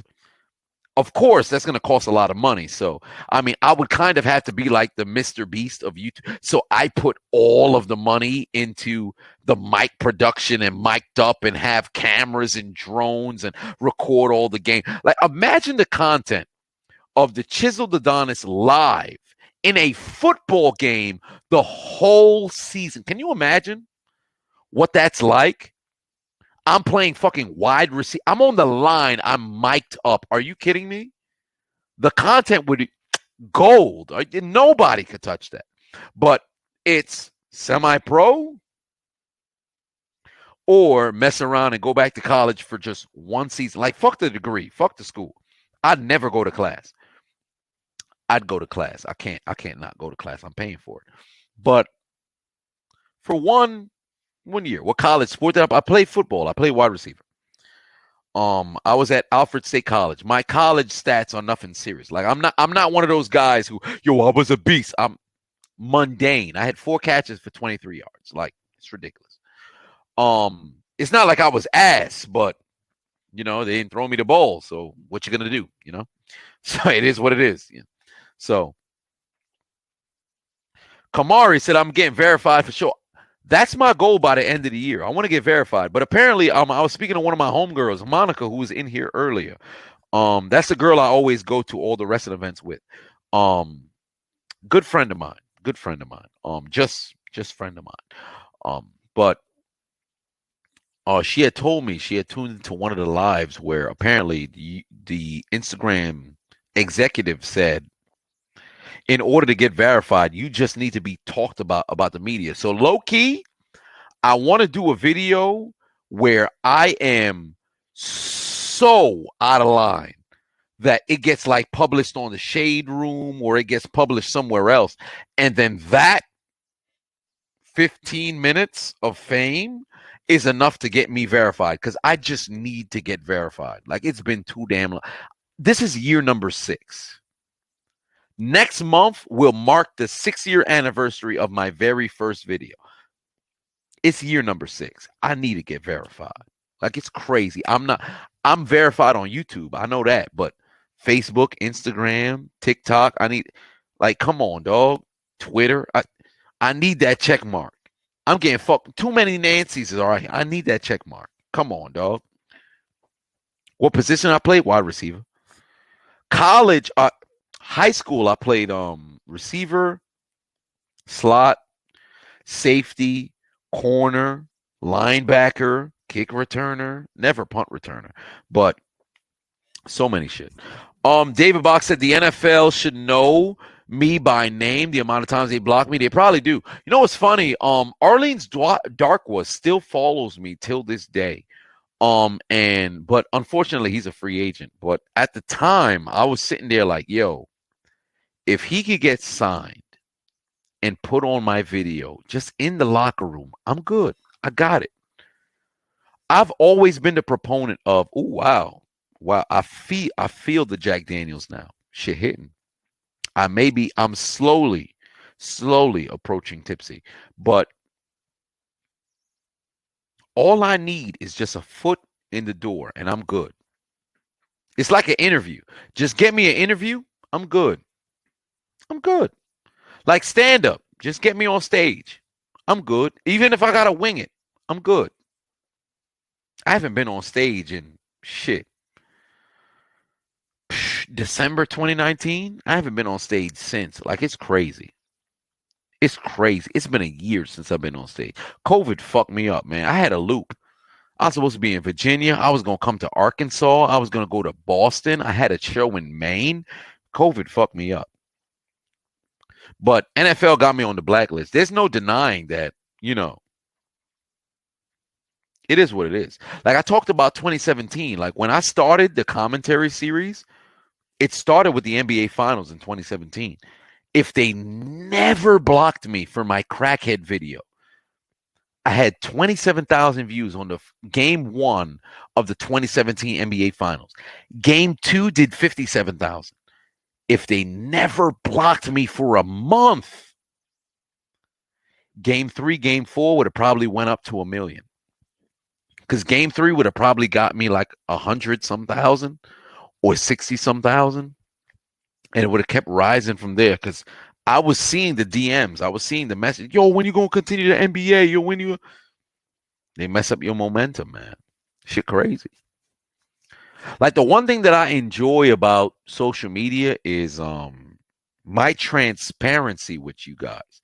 Because my whole career is on a sleeve. Peyton been following me for the longest, but those of you who've been following me for quite some time, it's on a sleeve. Right now, I have a warning on my YouTube channel. Right now, for my video I made in 2017 about getting blocked on Facebook. They put a warning on my channel for that video. And YouTube changed the warning. I've had this warning for 14 months. It's crazy, bro. Shit crazy. But it is what it is. I ain't gonna complain. Whoa, people talking about Vicky is sexy? You bugging. Oh, Macho Tom said you appreciate the people who subscribe. How many are you up to now? There we go. Stop playing. My man started with 12. He's at 34 tonight. Come on, baby. Let's go. Let's go. Macho time. We running you up, brother. We running you up. Let's go. Let's go. Y'all tap in. Macho time. I'm keeping the tab open because I'm going to watch your videos when I get off, man. I'm going to leave a comment as well because we need to. And that's one thing. Let me just give you a little bit of advice, social media. Leave your 2 cents. Every time you're on YouTube, you just so happen to watch a video, leave a comment. You don't got to try in the comment, but leave a comment. Instagram, leave a comment. Just leave a 2 cents and just leave a comment, leave. Don't even go back, just leave. Soon enough, you'll mess around and be top comment, top comment, top comment. This is low-key why I interact so much with EDP's videos. Because anytime you post a video, I turned on the post notifications, and a video will go viral that of his, and I'll sit there like, I'll watch the entire thing. First thing that comes to mind, comment, leave. Even if people are, EDP lifers and they think I'm hating on him, they'll come to the channel, and all I need is them to click one video and watch. I got you. Because I'm fucking hilarious. But I got you. That's all I need. Just watch a video. I got you.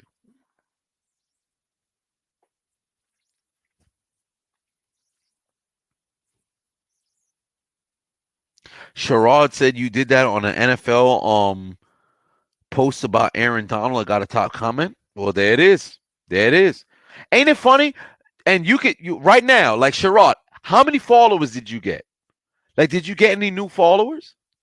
Kamari said, me versus Pat McAfee commentary match. Honestly, commentary, I think I could destroy Pat McAfee. Pat McAfee is very exceptional. You know what's funny? Majority of motherfuckers who follow Pat McAfee, they actually didn't follow this man when he was a punter. They only know about him, his post-NFL career. But I think I can destroy Pat McAfee commentary. I don't think he can hang with me. I don't think he could.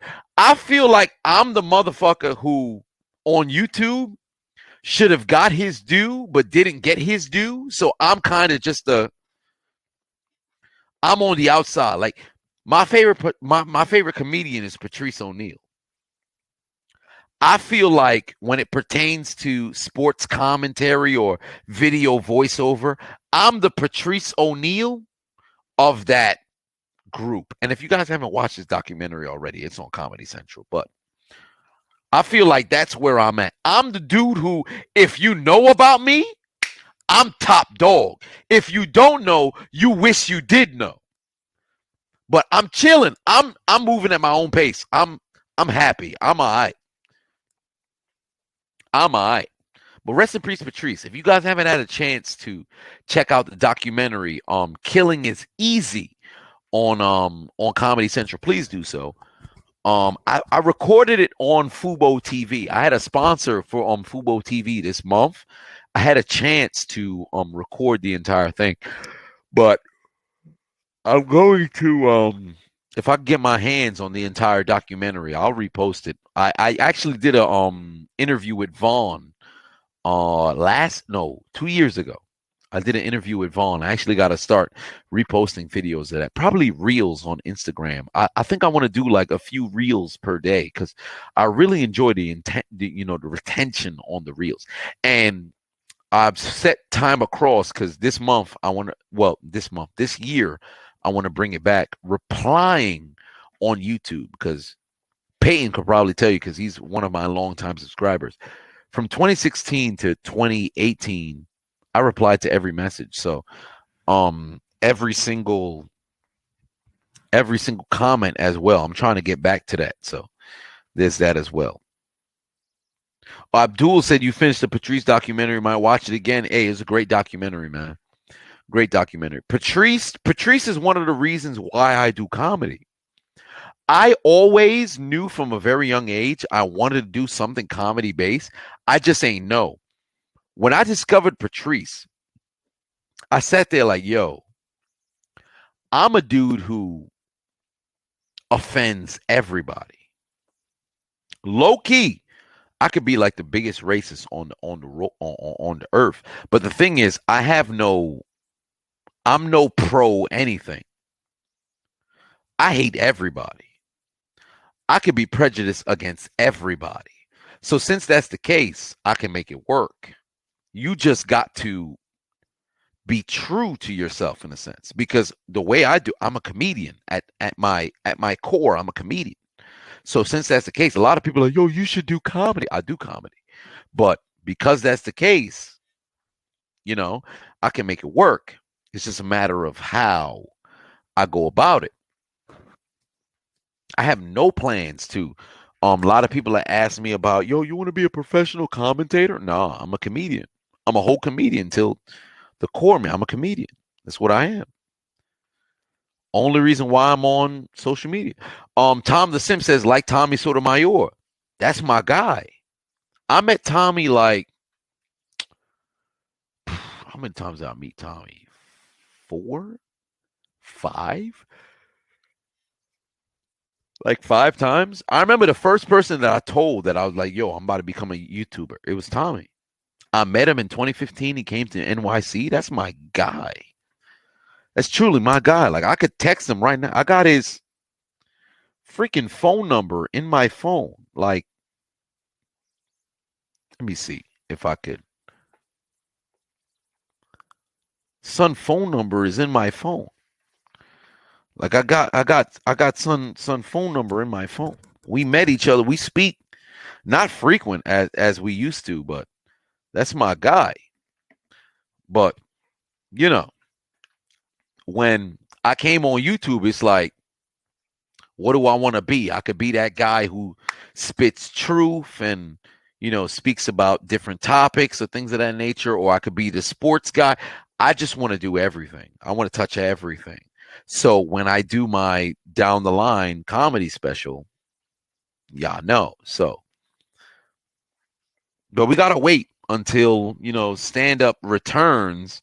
It's kind of tough with the pandemic. I don't want to take the chance. So when it does, maybe late 2021, 2022, I'll get back on tour, do some stand up around the country. Cause I know a lot of people are like, yo, man, we want to meet you. Last year, I was supposed to do 2 fan meetups.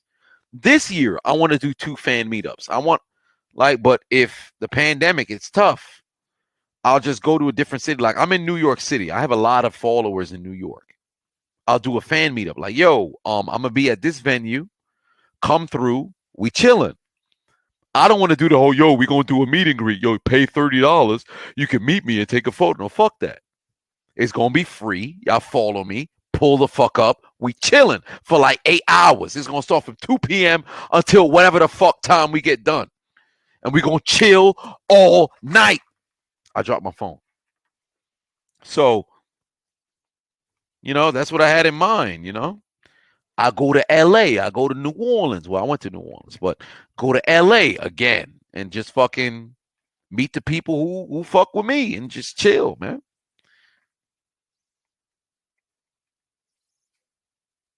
Sherrod said the shots kicking in. I feel them, which is odd. I actually feel them right now. I usually don't, but I feel them. You know? Malik says, me versus Ryan Hollins. I'd defeat him. I'm still live, which is hilarious. Like, we went live for Smackdown. Smackdown ended an hour and 30 minutes ago. We still rocking together. C. Brown said, I'm going to get canceled. I honestly don't think I'm somebody who, I don't want to say I'm not somebody who can get canceled, because the people didn't make me. I kind of made myself. The people just hopped aboard the bandwagon. But, I mean, I got my video about my thoughts on transgender from 3 years ago. It's still getting views. Like, it's approaching 70,000 viewers. Like, how the fuck is this video still circulating? But it is what it is. So, who knows? David said, if I'm doing a meet and greet, we taking a shot. Shit, we do a meet and greet. I might just have to chug a bottle. You know what? Let me take that back, because I don't want to say that. I'll mess around and meet David. This motherfucker take out some motherfucking Everclear or Devil Springs. Like, yo, you said you was going to chug, right? Chug the bottle. Now I'm mess around and Now all of a sudden I'm sitting over here in the corner. I'm sleeping underneath the couch. Like, how the fuck did he get underneath? Dust mites crawling into my ear and shit. But, you know. C. Brown said, drinks on me. To be honest with you, if I did a meet and greet and we at like a bar or some shit, I'd pay for the drinks. I don't know how I'm going to pay for it. I mean, when the bill come at the end of the night, I'm be like, shit, I kind of hate y'all motherfuckers because I don't know how I'm going to pay for this shit. Like, I gotta put this on my parents' credit. My father got like an 830 credit score. This man credit immaculate. My mother is, she pay on time, but she got too much credit. So, I mean, her shit probably in the 700s, but my father 800. So is anybody else any good? So I'll probably put on my father credit card, but you know, it is what it is. But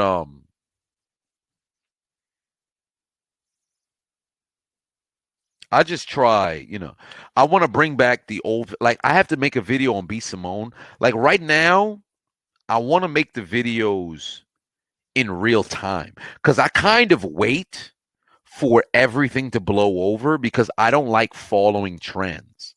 That's one thing about me. I hate, like, if everybody hopping on a trend, I'm gonna sit back, wait till everybody run their course. Nobody talking about it no more. I bet. Let me give you my 2 cents. I should go when everybody's searching for it, but I'll jeopardize my views to keep my integrity. It's weird how that works, but you know. Aaron says, have I watched Bleach? Haven't seen a single episode. Haven't seen a single episode. But, you know, there's so many things I could do to go viral. Like if I wanted to be that dude in the street, I'm not necessary. I don't believe in labels. I'm not really an introvert. I'm not really an extrovert either. It really just depends on how I feel. But if I wanted to be the dude in the street doing wild shit, I could do that. I could do that. I could be walking middle of Times Square. Yeah, just start screaming for no goddamn reason and get views. But that ain't me. Berserk 1997. No, I haven't seen that. I still haven't watched Attack on Titan this season. I still haven't watched it. So, you know, I'll tune in probably when the entire season is over. But let me go set up this boxing shit for the Unchiseled Adonis. He actually went to Long Island for the weekend. He's gonna return on on Sunday. So I'll have this boxing shit fixed for him. I might just go down in my basement and punch myself when I get done. See if there's anything left of the shot. Whatever the deal may be, I appreciate you guys, tuning in tonight. If you guys haven't already, I just posted a video on YouTube. Alistair Overeem, one of the nastiest knockouts in boxing history. I'll leave the link in the description here. So I said description. I'll leave it on the live stream, I should say. So you guys can go and tune in. I'm actually getting a little bit tired myself, but I thought the shots were starting to kick in, but it's kind of gone now. So my tolerance is kind of high. I don't know if I should take another shot or not. But whatever the deal may be, I'm about to go and set up this kickboxing joint forum one way or another. I appreciate you guys staying as long as you have. It's been like over an hour and a half since Smackdown ended. I appreciate you. Malik says the My Whole remix. I got you. Jay said take 16 right now. I'm not doing that. I'm not doing that. I'm gonna take shot after shot. I ain't doing that. Let me see. Let me go to Josiah. I'll play the My Whole remix. Here we go. Let's turn the volume up. Here we go. Give me a sec.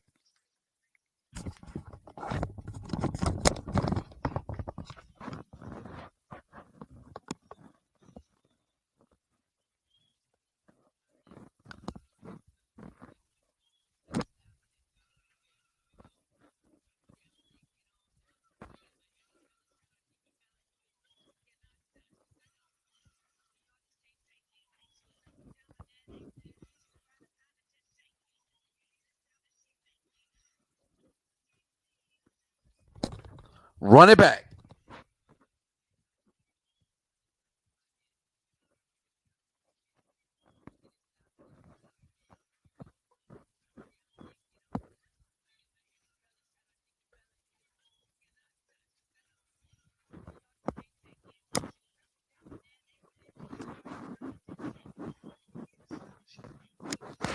Oh boy, legendary. It'll never get old. Honestly, this will never get old. It's legendary video, man. He did a hell of a shot. You guys can't hear it? Really? Y'all couldn't hear that? Hold on. Wait a minute. Y'all couldn't hear the entire track?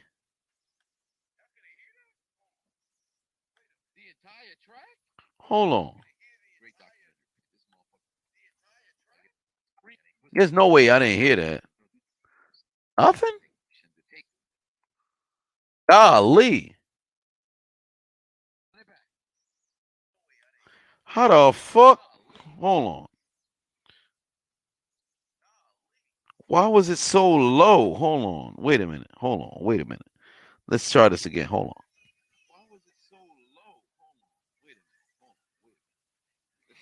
Oh, let me close. I have to close hot mic, I think. Hold on. Oh, there we go. I had to close hot mic. My bad. Because hot mic, when you on your phone, because that's how I look at the chat room, it says it's a. That's my bad. Hold on. Let's try this again. Let's just review. Reverse everything. Reverse everything that transpired. Release yourself out that genjutsu. Let's try it again. Party on a Monday night. Turn this up for my interest. Hear this sound, you can't miss it. Play this loud for that shorty right there with the big old butt. Drop it down and then get on up. I am a handsome fella. Shout out Nikki Bella. You can look, but you cannot touch. Cause I know some of y'all just can't take it. She gon' drop it down on that A-plan. She gon' find the time to just shake it. And you hear the sound that she making. Lucky for me, I'm not like most girls. Party on a Monday night. Turn this up for my interest. Hear this sound, you can't miss it. Play this loud for that shorty right there with the big old butt. Drop it down and then get on up. I am a handsome fella. Shout out Nikki Bella. You can look, but you cannot touch. Cause I know some of y'all just can't take it. She gon' drop it down on that A-plan. She gon' find the time to just shake it. And you hear the sound that she making. There you go. Could y'all hear it this time?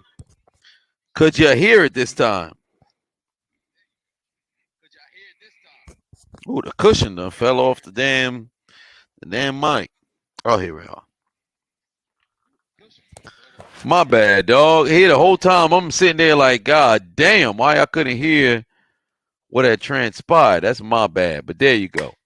Is it real? Yes, it is. Josiah Williams. He's the one who made the song. So you gotta give that brother respect. Wrestle and Flow. There we go. Y'all guys can hear it now. But I guess I'll leave you with a shot. I know David wouldn't mind a shot. I'll leave y'all with a shot. This shot number what? 9? 9. I gave you more than half of the 16. So there's shot number 9. Shout out to Macho Time. If you guys haven't already subscribed to his channel, please go over and subscribe to his channel. So there's that. I will do this shot here, and then we will go to sleep. Well, not really, because I got to set up shit, but one way or another. I'm going for 9. I'm going to go for 9. Grown man now. I got kids. I don't. I pull out, baby. But this one's to y'all for rocking with me as long as y'all have. I appreciate you for tuning into the stream. God damn, I done went back on the motherfucking how I go back on the stream. Like, what's wrong with me? One way or another, I appreciate you guys. This to y'all for tuning into Friday Night Smackdown on 26th of February.